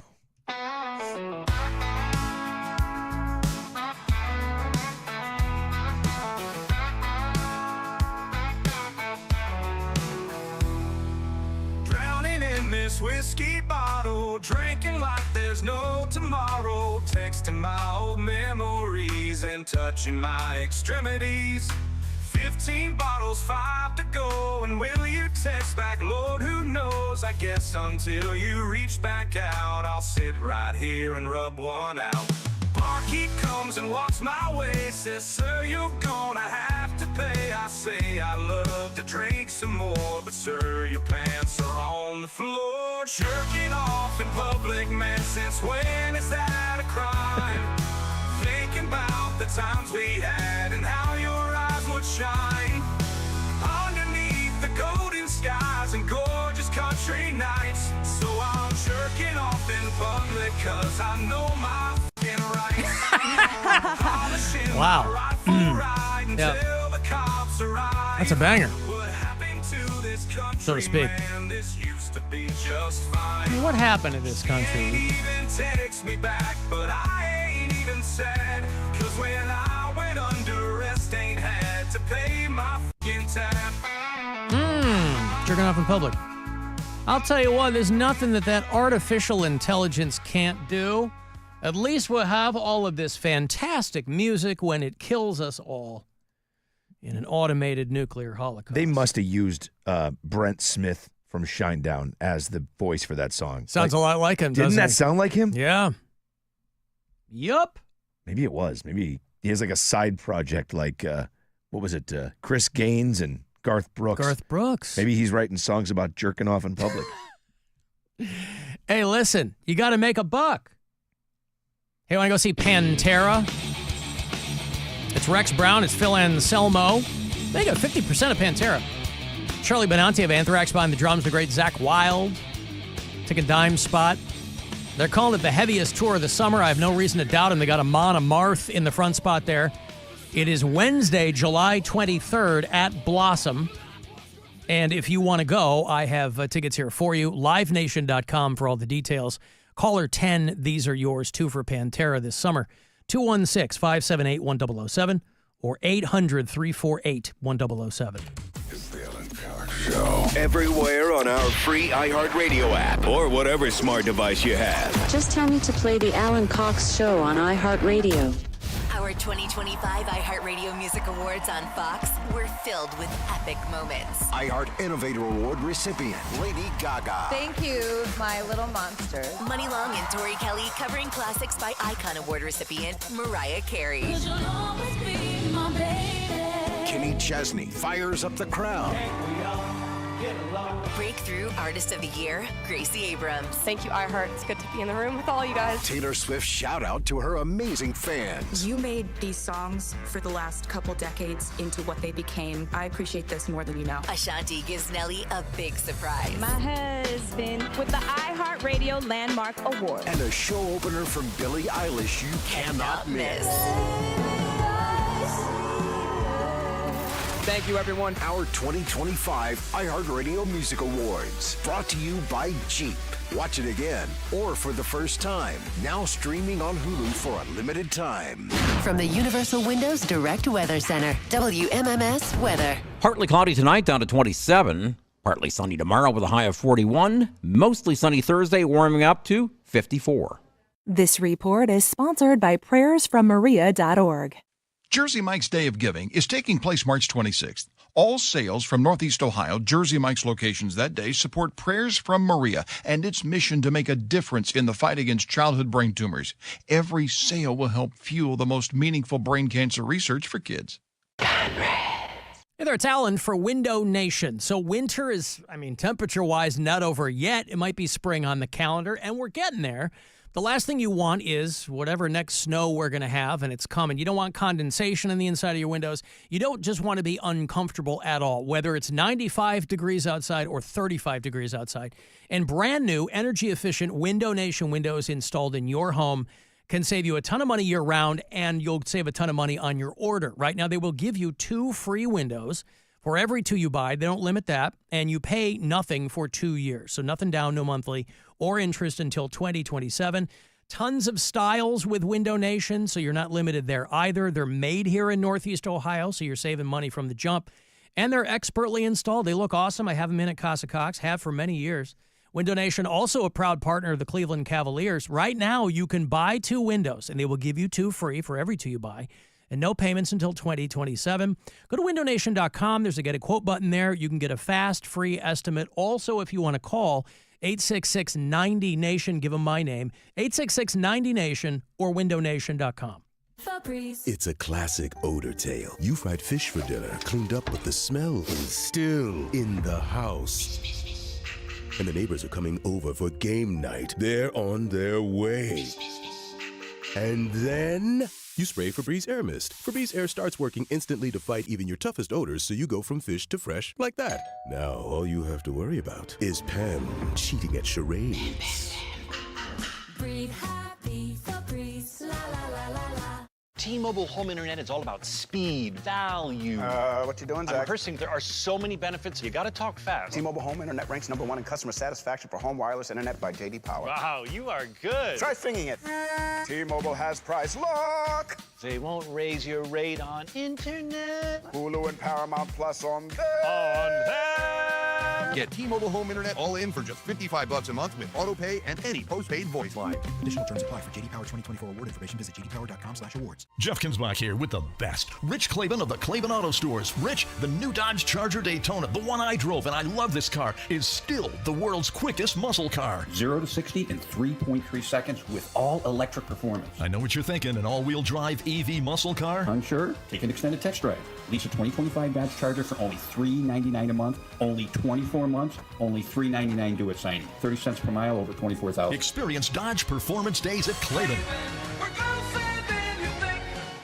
Hey, you can hurry into your local McDonald's restaurant to enjoy 2 Filet-O-Fish sandwiches for only $6. I won't lie, Filet-O-Fish is always my go-to. Filet-O-Fish is no joke. The steamed buns, the tangy tartar sauce, flaky inside, crispy outside. Yum! Makes it a lot easier when you order on the app. They prep your meal when you're on the way in, so all you do is pull up, use the app, and you get incredible savings every single day. 2 Filet-O-Fish for only $6. The deal is available for a limited time only, so hurry into McDonald's. Prices and participation may vary. When it comes to college basketball, one thing is for sure. Nothing's for sure. Upsets, buzzer beaters, Cinderella's advancing, top seeds going home early. It's all gonna happen. Bet the unexpected every upset every day with DraftKings Sportsbook. With live betting, exclusive content, promos, and parlays, DraftKings is the ultimate college basketball destination for March. First time? Here's something special just for you. New DraftKings customers bet $5 to get $200 in bonus bets instantly. Bet the unexpected with DraftKings Sportsbook. Download the DraftKings Sportsbook app and use code RMG. That's code RMG for new customers to get $200 in bonus bets when you bet just $5. Only on DraftKings. The crown is yours. Gambling problem? Call 1-800-GAMBLER. 21 and over. Ohio only. Eligibility restrictions apply. New customers only. Bonus bets expire 168 hours after issuance. For additional terms and responsible gaming resources, see dkng.co/audio. Hey, it's Rob. It's tax season, and Boost Mobile wants to turn your tax refund into 6 months of savings.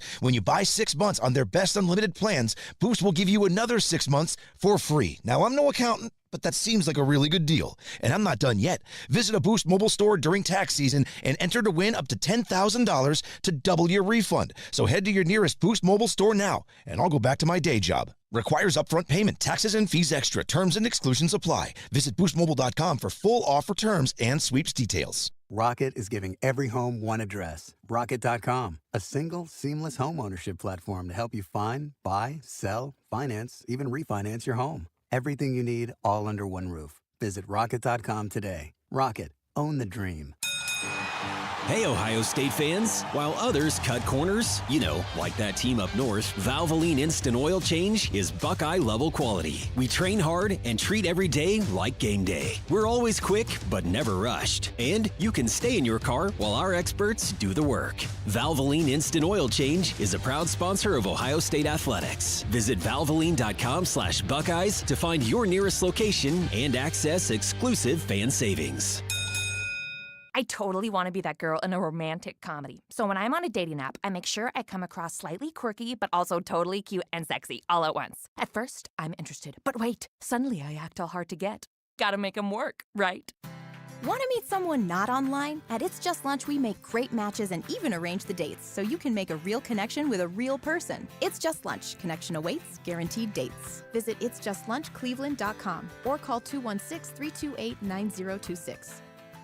Hey, it's Doogie here for Avon Lake Chrysler Dodge Jeep Ram. I'm really excited to welcome the entire Avon Lake CDJR team to Northeast Ohio. I was out at the dealership and I met the crew and the new owners, and they're excited just to say yes to you. They just want to say yes to getting you in a new Chrysler Dodge Jeep or Ram of your choice. So go see them, tell them Doogie sent you, see what they can do for you. Super easy to get to, just 5 minutes off of I-90. You can also check them out online, AvonLakeCDJR.com. When you hear that a small Blizzard treat is just 85 cents in the DQ app, you might just feel like you're dreaming. 85-cent Blizzard treats. Trust us when we say you're not. But get to DQ quickly, because this dream is only a reality for so long. Hurry and get your small Blizzard treat for just 85 cents with a $1 purchase when you sign up for DQ Rewards. For a limited time at participating locations. Terms apply. Traffic.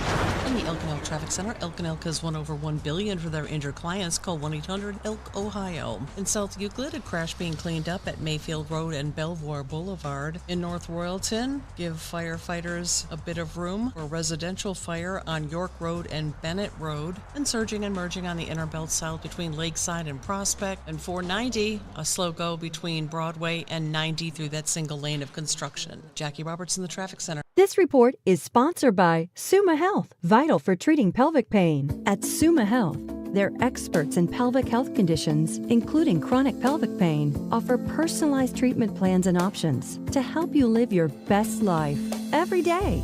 Learn more at summahealth.org/pelvic. What's up, everyone? It's Greg Rosenthal, and I'm teaming up with the king of spring, Daniel Jeremiah. He requires me to say that. We're going to be bringing you 40s and Free Agents, the only podcast you'll need this NFL draft season. From DJ's mock drafts to my top 101 free agents, we'll have it covered for you with all new episodes every Thursday, keeping you up to date as we head to the NFL draft. Listen to 40s and Free Agents on America's #1 podcast network, iHeart. Follow 40s and Free Agents and start listening on the free iHeart Radio app today. The audio equivalent of that bumper sticker that says, "I'd rather be driving." The Alan Cox Show. On 100.7 WMMS.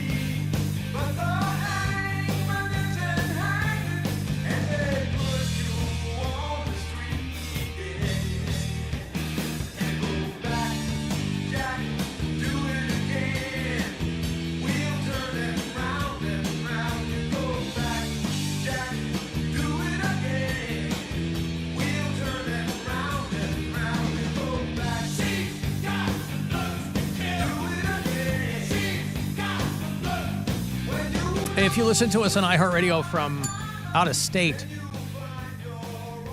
I'd like to know where people are. Ray is one of our Canadian bureau chiefs. He listens up in Vancouver. Robin's in Toronto. Jonah is in Austin, Texas. Annie's out in Ogden, Utah. Mark is in Fargo, North Dakota. Scott listens in Castle Rock, Colorado. And I heard from Roger again. He's one of our bureau chiefs there in the greater Buffalo metropolitan area. And he is my pipeline to the latest and greatest from Lindy Korn, who is the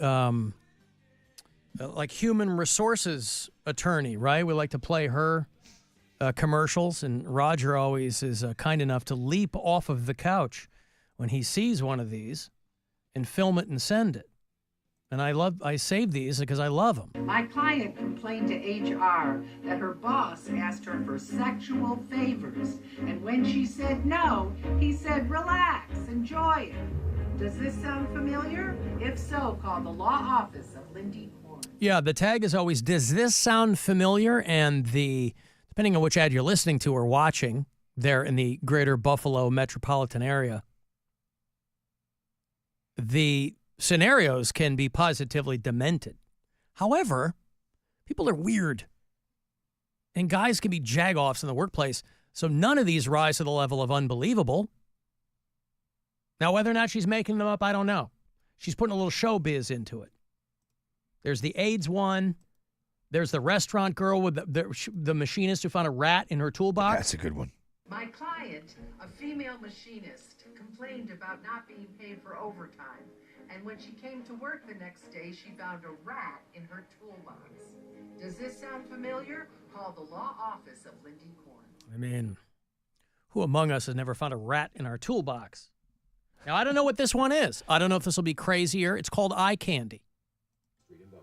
My client, a program manager, was told by her supervisor that she was looking good and she was eye candy, and that's why she was being kept around. Does this sound familiar? If so, call the law office of Lindy Korn. Do you think that a guy goes, "You're eye candy, and that's why we're keeping you around"? I mean, listen, if I had a dime for every time Keith Hotchkiss told me that, I'd have 15 cents. I was going to say, man, I mean, that's my title. They just messed it up. That's my story. She's talking to me. Yeah. A program manager. Yeah. I mean, look at me. I mean, anything is eye candy. When we first got the email that we were going to get a new program director here at the legendary WMMS, I just assumed, given the subject line, that his full name was Ichabod Candy. Aye. That turned out not to be the case. But anyway, if you listen to us on iHeartRadio, tell me where. Make sure you're on the map. By the way, Dana Carvey was on Bill Maher's show on Friday night, briefly shouting out iHeartRadio. Anybody catch that? I missed it. Because Carvey and Spade have a podcast. And we just had our podcast awards. We did? And you didn't record them? No, I think I must have forgotten. I'm going over them with a fine-toothed comb, looking for my name anywhere in there, not to be found. Didn't you just win an award? Whoops. Fee, fi, fo, fear. Somebody won the Comedy Podcast of the Year. I think it was rigged. But David Spade and iHeart gave us the Comedy Podcast of the Year. It's a great podcast. Is it? You know, Yep. Spade and Carvey, they won the iHeartRadio Podcast Awards for Best Rob, why aren't you clapping? For Best Comedy Podcast. Rob, what? For Best Comedy Podcast. Congratulations. Listen, they're funny dudes. Very, very funny guys. No, I like that podcast. I don't listen to a lot of podcasts. Feed 5 faux fum. This whole thing is so dumb. But I will listen to Fly on the Wall with Carvey and Spade. Yeah, I think their podcast is great. Mm-hmm. Well, so do the iHeartRadio Podcast Awards because they gave them Comedy Podcast of the Year. Now, I don't know who the other nominees were. No one. No one? No. Oh, they just gave it to them? Just gave it to them. Oh, I thought there were nominees. I thought an award show had nominees. Oh, I don't know. Oh. I was just guessing. Oh. iHeartRadio Podcast Awards. I mean, they have the Innovator Award. This was live in Austin, Texas. Oh, see, that there are nominees. With the nominees for Best Comedy Podcast. They won against the Nikki Glazer podcast, Call Her Daddy, something called Bad Friends, something called Normal Gossip. Bad Friends, that's Bobby Lee and Andrew Santino. Okay. The Whiskey Ginger. Yep. Those one guys are funny, too. I think he's very funny. And Nikki Bobby's Glazer's Dynamite. See, I don't think of those guys as like podcast comics, though. Well, not podcast comics, but they're comedians with podcasts, like for sure. every other But I mean, comedian. there's a lot of people that are out and popular because of podcasts. Oh, yes. Their careers were made by podcasts. Yeah, yes. Santino and Bobby have been around a long time. Yes, they have. I'm just looking over all the categories, and I know I'm coming late to this because these aired these happened a week or so ago. But I'm just curious where there's no category that reflects this company's own radio show's commitment to podcasting? No. Best overall host. I don't see my name in there either. Is Ryan Seacrest on the list? I mean, that dude is there's a category for best ad read. Conan won that. I mean, he does great work. Best Spanish language podcast. Oh, there we are. Ooh, muy bueno. Best TV and film podcast. Best green podcast. Like the color? No, I think environmental. Going green, yeah. Yeah. Best branded podcast. Suppose those are agricultural in nature. Best emerging podcast. Okay. No, I don't see any of our names there at all. Well, anyway, we just promote the podcasts, Alan. Well, I know that, but it would be more fun if we were like, hey, because compared to all those people, obviously, who are much more higher profile and internationally known, it would be fun if we were like, hey, you know, I've never angled for people's votes, but if we were talking about it, we're like, hey, you know how the Rock Hall has their fan vote? Uh-huh. Fish still way ahead, by the way. But whoever wins the fan vote gets like what, an extra ballot? I think, is that how that works? I think so. Like it puts them, it's a fun way for people to feel engaged, but I don't think it really does anything. No. Because they're kind of, they've already determined who's going in. But it makes the fans feel good. Imagine if the fans of this pod, or any one of our podcasts, could throw in and they go, we'll throw you a bone with the podcast awards. I mean, what would I do with it? I've only got an empty mantle. Alan, just wait until next year after you get your Pen Talk podcast up and running, and you'll be on those awards. See, that's the trouble. Stephen Canton is trying to be supportive there, and I do appreciate that, but I didn't see a category for Best Office Supplies Podcast. Yet? Oh, yeah, maybe. Maybe I can be the trailblazer there. Just wait until that Post-it Notes podcast shows up. Trapper Keeper Weekly.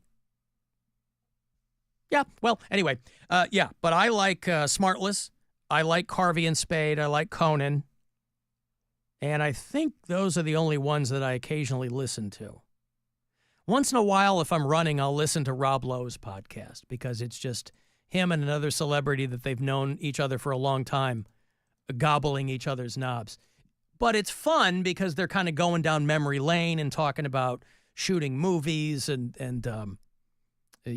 what those experiences are, which I think is interesting. Brian, Alan, how come no Brian today? Well, I've got some Brian, but I think you're going to know the song. I mean, if you're a rock and roll fan, you're going to know the song. And the ladies call me Mr. Speed. And you know, I got the kind of loving that you need. The kind of loving that you need. Because the ladies call me Mr. Speed. Mm-hmm. You know that song. Are you asking me? Yes, I know that song. You know that song. I thought you might have been asking our very own Katarina. No, she's not going to know. Kat, you're not going to know that song. I don't think so. It'd be amazing if she pulled that out. Oh, yes, Alan, that's Mr. Speed by Kiss from 1970. It was on Rock and Roll Over, right? It had, I don't know what year that was, but it was mid-70s. Rock and Roll Over, I think, was the one that had Calling Dr. Love on it, too. Had a couple of good songs. They were really trying to get Peter Criss. He fell ass backwards into a hit with Beth, and they were really trying to get him to follow that up. And he did Hard Luck Woman, which didn't do as well. But I think Hard Luck Woman is superior to Beth. Mind your tongue. Okay. Mr. Jay Giles is better than Aerosmith. Yeah. It just so happens I agree with you on that. But I think Hard Luck Woman is a better song than Beth. But, rock and roll. So Mr. Speed is a song and he's the singing. ladies call me Mr. Speed. And you know, I got the kind of loving that you need. The kind of loving that you need. Because the ladies call me Mr. Speed. They call me Mr. Speed. Why would you want to be called Mr. Speed? I mean, all of Kiss's songs were about, like, sex and banging chicks. Why would you want to be called Mr. Speed? Maybe he meant the drug. He was providing the speed. But they famously didn't do drugs. I was trying to think of something. What else? But they did do a song called Cold Gin. So you go back far enough, and these guys are like, we're drinking. I mean, at least we're trying to pander to the audience. Why else would they want Mr. Speed? I mean, yeah, given the time, you would think that, and maybe you are right. But, I mean, it sounds like a sex song. You know, you're on your knees and all that kind of stuff. I don't know. Mentioned last week that Gene Simmons, got a lot of people around here worried because Gene Simmons had 86'd a whole lot of his solo shows. I think the one here in Cleveland is still intact purely by coincidence because it's in April. And I think he canceled all of his March, or is it May? When's Gene Simmons here? He canceled his April shows and part we of have his... him in May, I think. Yeah, okay. He canceled the April shows and part of the May shows. So there's about 5 or 6 in the middle that as of now are still intact, and ours is one of them. So if we gave away tickets to see the Gene Simmons Band out at MGM Northfield Park, we gave away a big package along with that. We were talking about how he's got that roadie for a night package if somebody wants to grab $13,000 and put it into Gene Simmons' hands. It's like a VIP roadie type thing. Well, it should come as a shock to no one that Kiss has already announced their first live performance in 2 years. Now, I don't know if one has anything to do with the other, because I don't think the timeline matches up. But they're going to do an unmasked live show. This is not going to be them coming back saying, we changed our minds. This is probably just going to be them sitting around on stools, gesundheit, as part of the 3-day Kiss Army Storms Vegas event. Is she okay? She just forgot her mic was on. Oh, okay. Make sure everything's okay. So I just cut to her camera because her eyes were like saucers. Oh, that's okay. Just want to make sure she's all right in there. Make sure that nothing untoward is happening. Or she disappeared. Oh, okay. Maybe she schnotted all over the place. No, it has to be that Gene Simmons found a bigger, better deal for the month of April because this Kiss Army thing in Vegas is going to happen November 14th, 15th, and 16th. They're bringing Bruce Kulick back into the fold, who has been spending the last few years touring with Grand Funk. But, of course, he was, I think safe to say, Bruce Kulick, pretty instrumental for a really good run of Kiss music. I think a lot of people still think of Bruce Kulick as like being an integral part of Kiss. Vinnie Vincent, not so much, even though I'm a Vinnie Vincent apologist. But Kiss has announced their first live show in 2 years. It's probably just going to be them sitting around, right? You would have to assume. Yeah. But then again, I mean, it's Kiss. So you never know what they're going to do. I was thinking that they just finished that tour. My son and I went the last Cleveland stop at the Romo Fijo, but they ended on December 2nd, 2023 at Madison Square Garden. That's what this says. The end of the road farewell tour ended with a hometown show at Madison Square Garden on December 2nd, 2023. So they didn't do any shows last year. Their final Kiss in makeup appearance. So they were being specific about that. Because if you know them, they want to leave that door open. Then they teased the AI thing. Yeah. Or whatever it was, AI Kiss or something. Well, and it's been interesting what they've said over the years. I mean, the last time Gene Simmons and Paul Stanley were on this show, a few years ago, Paul made it a point to say, we could even envision the band going on with other people in makeup, other younger musicians in makeup. Because he was being magnanimous. He's like, Kiss is bigger than us. And I guess maybe there's an argument to be made for that. And I guess if you're Paul Stanley, you can make it. Well, I mean, if you think about it, I mean, that was a revolving door with the exception of Gene and Paul forever. Right. Right? So I guess but he's not four wrong. Different guys, that would be weird. I don't disagree. But again, it's if Kiss is characters, then he's not wrong. Right. No, they can do whatever they want. But yeah, Gene Simmons postponed 17 dates on that solo tour. And I think as of today, the Cleveland show is still intact. So if you have tickets for that, it is May 14th at MGM Northfield Park. So literally the first half of May, the only shows as of now that were spared are 9 shows in between. Back half of May and all of April got axed. I don't know if that bodes well for them to continue to sell tickets for that show because people might be a little skeptical, trepidatious. Yeah. Ace and Peter did lots of drugs. Gene and Paul are the squares. Yeah, right. That's what I mean. Those guys famously didn't do drugs. You know, it was always a little disingenuous to be like, oh, these guys doing drugs. You guys banged everything that moved. So at some point, you can't tell me you weren't doing penicillin. I mean, poontang is a drug too, right? Very much is. And Gene was very much addicted. Yeah. Alan, Mr. Speed is about how fast he can get a girl to climax. How about that? Mr. Speed. Well, I guess that explains the whole down on the knees thing. But even why would you want to do that quickly? Because I think that's the... You want to take your time, baby. I'm so good at it that you would... I'm so good at it, yeah. Yeah, but if she's on her knees... It's a humble brag. Maybe he was. Yeah, but he wasn't on his knees. He goes, when you're on your knees trying to please me, then tell me he's receiving, not giving. He could also be saying that she's so good. Ah, that he's Mr. Speed and he goes fast. Right. Still. You've got so much game. I feel like I wouldn't brag about that as a guy. No, I don't disagree, but... Yeah, but if her dome game is top-notch, nothing you can do about that, boy. I mean, you got to give it up where credit is due. You know what I mean? Well, anyway. Okay. The song is only 50 years old. I guess we'll never know.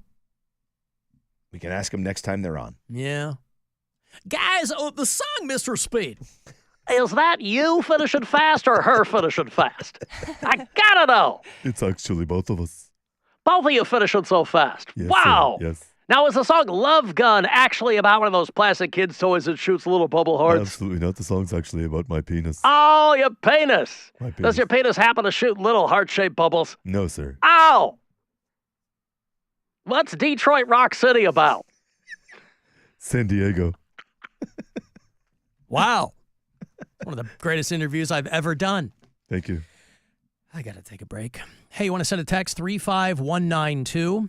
You can watch the show if you're visually inclined. Find the Alan Cox Show YouTube channel and listen anywhere on the iHeartRadio app. The Alan Cox Show on 100.7 WMMS.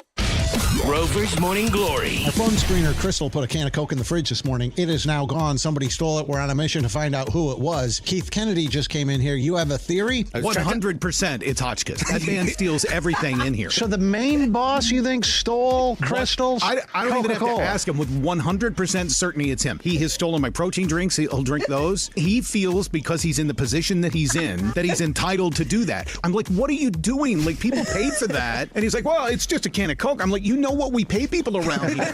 Rover's Morning Glory. Weekdays on 100.7 WMMS.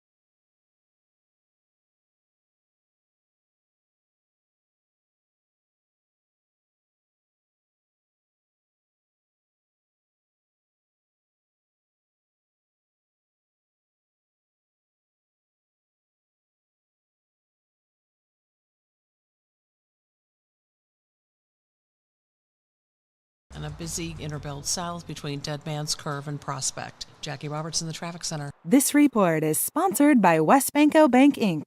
WesBanco and Premier Bank joining forces means even more for you. More products, more tools, more turning goals into reality. Premier Bank is becoming WesBanco. Visit wesbanco.com. WesBanco Bank, Inc. is a member FDIC. From the all-new Avon Lake Chrysler Studios, we say yes. 100.7 WMMS, Cleveland. Call the Alan Cox Show. Girls, this is your opportunity right here. A nice boy, let me tell you that. 216-578-1007 or 1-800-348-1007.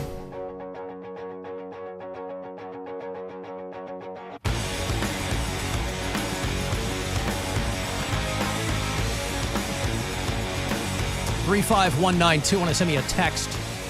AlanCoxShow.com. Good place to shoot me an email. See what we're doing show-wise. A lot of good guests coming up in the next week or so.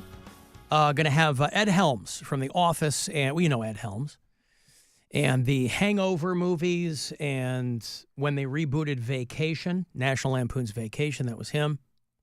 A very underrated comedy called Cedar Rapids from a few years ago that he was in. It was very good.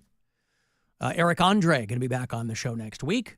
Our buddy Don Jameson will be back in the room. He's doing next weekend at the Funny Stop. And Bill Squire returns to the Alan Cox Show next Wednesday. We'll be catching up with him. He's got some gigs coming up as well. And we'll bring him back to the friendly confines and see what's going on and chat from there. So that is all next week and probably into. Also, they announced Garbage at the Agora. Yeah. In September. That's going to be a busy week, by the way. I will have Garbage tickets for you all next week. I don't know when they go on sale, but that week, I, for one, ain't going to be sleeping much because that Wednesday night, the 10th, is Deftones. The next night, the 11th, is Clapton.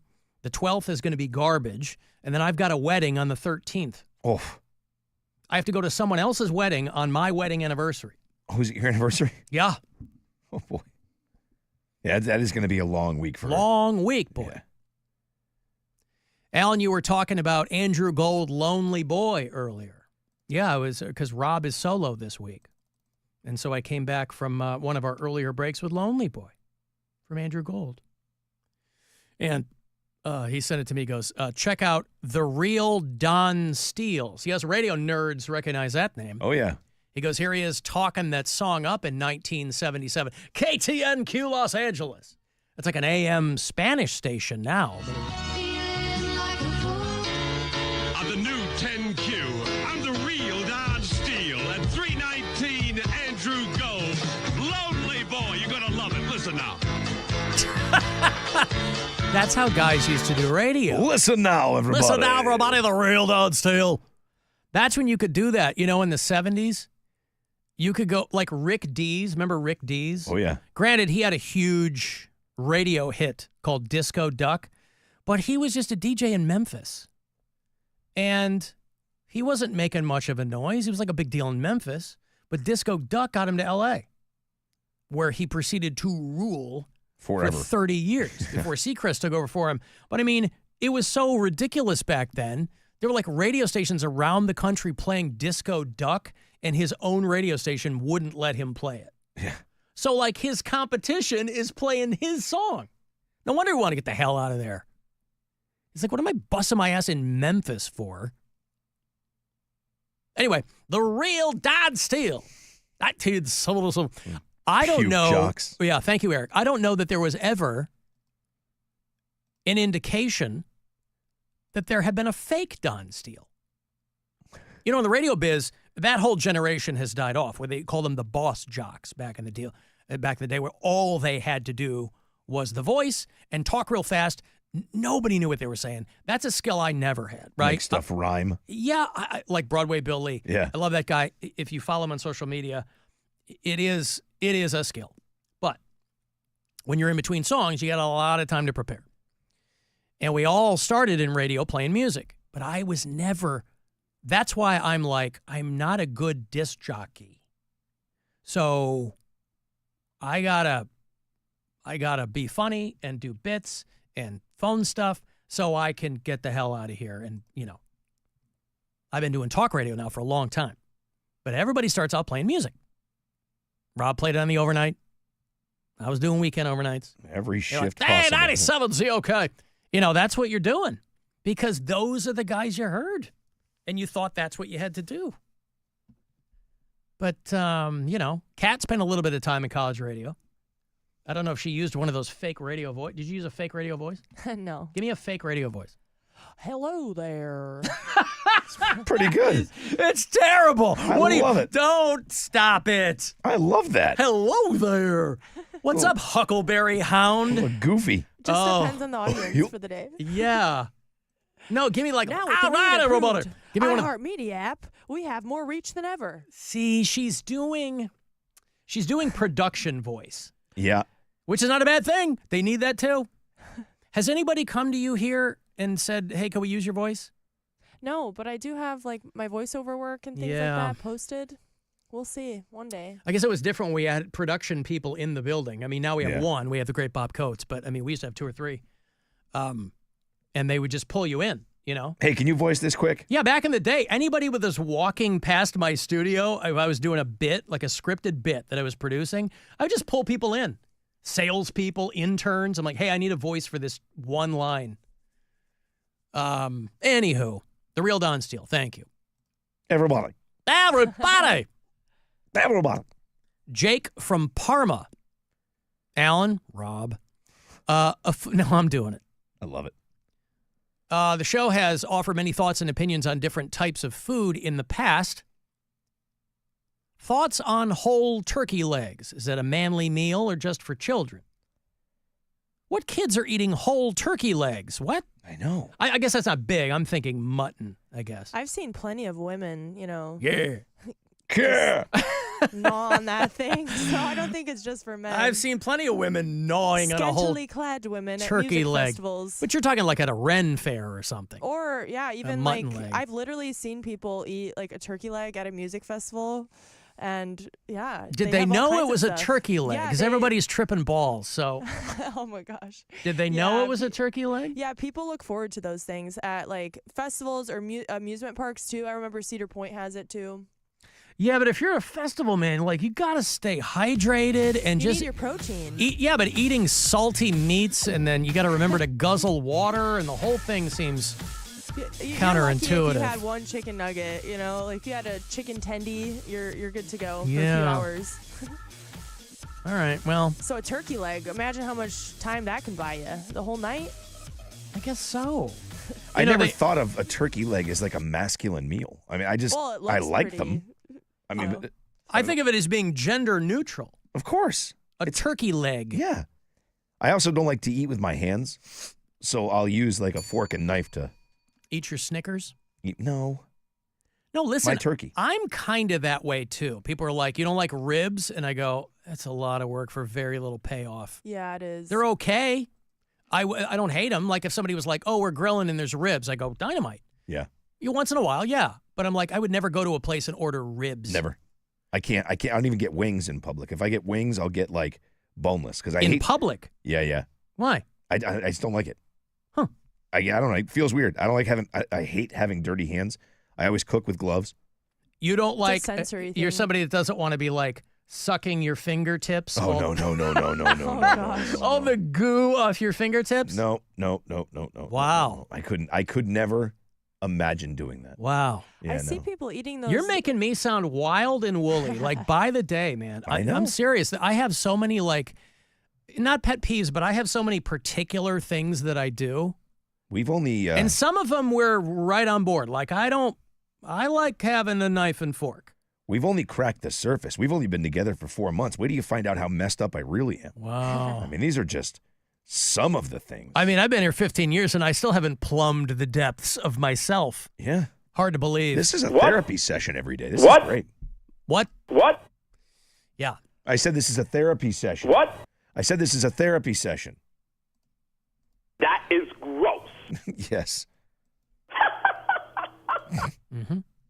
Well, there are our thoughts, Jake. I don't know that it's a manly meal or just for children. I don't know. I don't know that I've ever thought of a turkey leg as either of those things. No. I think of it as guys walking around dressed as a duke in a forest, right? And Dressed like Henry VIII or something. Yeah, those fairs.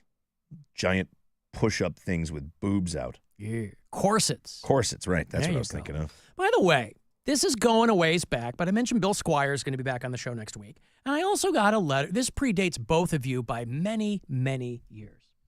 Back in the day when we still had interns, before the company got rid of our intern program, Pound Cake was famously my last intern, and then I hired him on the show to be the call screener. We used to have an intern named Tyler, many, many years ago, a kid named Tyler. And since I'm hilarious, I would give all of our interns nicknames, right? I gave Pound Cake his nickname. I gave Matitude his nickname. And I called Tyler Teabag.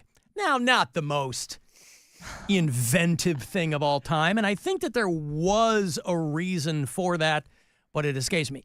Anyway, Tyler did his time as our intern many years ago, and then I think he went to Chicago for a minute. I do kind of try to keep up with, insofar as people want to stay in touch with me, sometimes I will, when the baby birds fly the nest. And I think he went to Chicago for a while because he was a little directionless. He goes, I'm trying my hand at improv, and I'm doing some writing and creative stuff. I think he came from a family of optometrists. I think that's what his dad did, if memory serves. Anyway, I get a letter from one of his friends, from Emily. Hey, Alan, thought you'd want a life update. Teabag just got married last weekend in Mexico City, where he's been living the past 7 years. Whoa. Now, you guys don't know who this is, but that's wild. The beautiful Giselle. He's doing great, and the wedding was fantastic. Mexico City for the last 7 years. That's a huge city. That's like a story that Kat would tell. Yeah. You know, when I got married in Mexico City after living, that kind of thing. Yeah. Good for him. No, great for him. Again, that's not somebody that I've been, nobody's been keeping me abreast of what's going on there. We used to hear from an intern named Donnie. Well, that was the nickname I gave him, Donnie, because his real last name was Darko. He would check in occasionally, but he was going through some stuff. So I'm hoping the reason we don't hear from him anymore is because he got himself put together, which would be great. But he had been in the Carolinas for a long time. But thank you, Emily. I haven't thought of or talked about Teabag in a long, long time. 7 years in Mexico City. See, now I want to know what got him down there. Drugs. Probably the ladies. Yeah. The cartel. The cartel. Yeah, you will move down here or we'll murder your family. Okay, well, hopefully I'll meet a nice young lady. Mexico City sounds fantastic. Yeah. Hi, everybody. And Rob, you guys were talking about conspiracy theories last week, and one of my most entertaining ones recently I found is that morality question. Would you kill baby Hitler? Say in the future, we have time travel ability. Maybe Hitler spent his whole childhood running from people trying to kill him he didn't know why. That'd make me a pretty angry man. Maybe that's why he was such a stinker when he was older. Hate the show. Would you kill baby Hitler? With the knowledge that we have now of what he was? Like, what about a designated Hitler? Designated Hitler. Designated hitter. With the knowledge. Well, yeah, but he goes, the premise being we have time travel technology, and all of these people keep going back to kill Hitler. And he's like, I don't know what the hell's going on. Why are all these people... Didn't even have time to become a failed art student yet. See, I'm of the mind that you go back and nurture his art. You think of the millions of people you could save if you just became his benefactor, if you became his patron. Now, obviously, history being what it is, somebody else probably would have filled his shoes. But baby Hitler. You take him out. You take out baby Hitler? You take out baby Hitler. Designated Hitler. Designated hitter. Yeah, designated Hitler. Take him out. You take him out, man. I hate to say it. I know it's bad. Because of what he might do. Not might. Well, it's what we know he does. In our timeline, if you believe the time travel stuff, just the mere fact of you going back and inserting yourself. Now, I don't believe in the butterfly effect. I think that that's nonsense in the truest sense. But if we're entertaining this thought experiment, just by virtue of, remember when Homer kept going back when the toaster would send him back in time? Yeah. He'd squash a bug and he'd come back. So it would be different. You kill baby Hitler. Yeah. Huh. Yeah, because But again, to his point, he's like, no wonder he's so mad. Every time, there's always people coming back in time to kill him. But I'm assuming I'm the first one to do it too.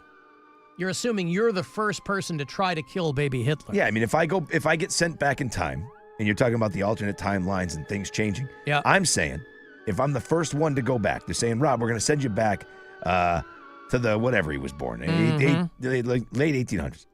Would you kill baby Hitler? Yeah, of course I would. Born in 1889. So I was right. A buddy of mine shares his birthday with Adolf Hitler. It's coming up, April 20th. Not one I'd It is a celebrate. Well, no, but designated hitter. It is. It's a dubious, unfortunate, but. You saying you would go back and try to take him under your wing if you were the first one to go back? You would be like, well, I'm gonna improve his life. Drown it. No, but here's the thing. How do you know that wouldn't work? You don't. But if multiple people are coming back, they would then come back to find a Hitler that I had not even rehabilitated. They'd find a Hitler that had become a productive member of culture and society. I'm saying you're the first one. I'm the first one. Right. And the first thing you're going to think to do, knowing what you know, is to try to nurture. My solution is guaranteed. Yours is a what if. Yeah. He may be the greatest, most fantastic artiste of all time, and he still goes bat-ish crazy and decides that he's going to kill all these millions of people. Okay, what I'm saying is historians almost universally agree that it was his frustrations at being rejected as an artist that led him to, how even today, right, if people feel like they're getting screwed over or whatever, guys who don't think girls think they're hot or somebody who can't cope with anything, these are the ones who flip. It doesn't take much. But historians seem to agree that it was his frustrations at being rejected as an artist that led him down that path. Well, here's what you do. Become a better artist.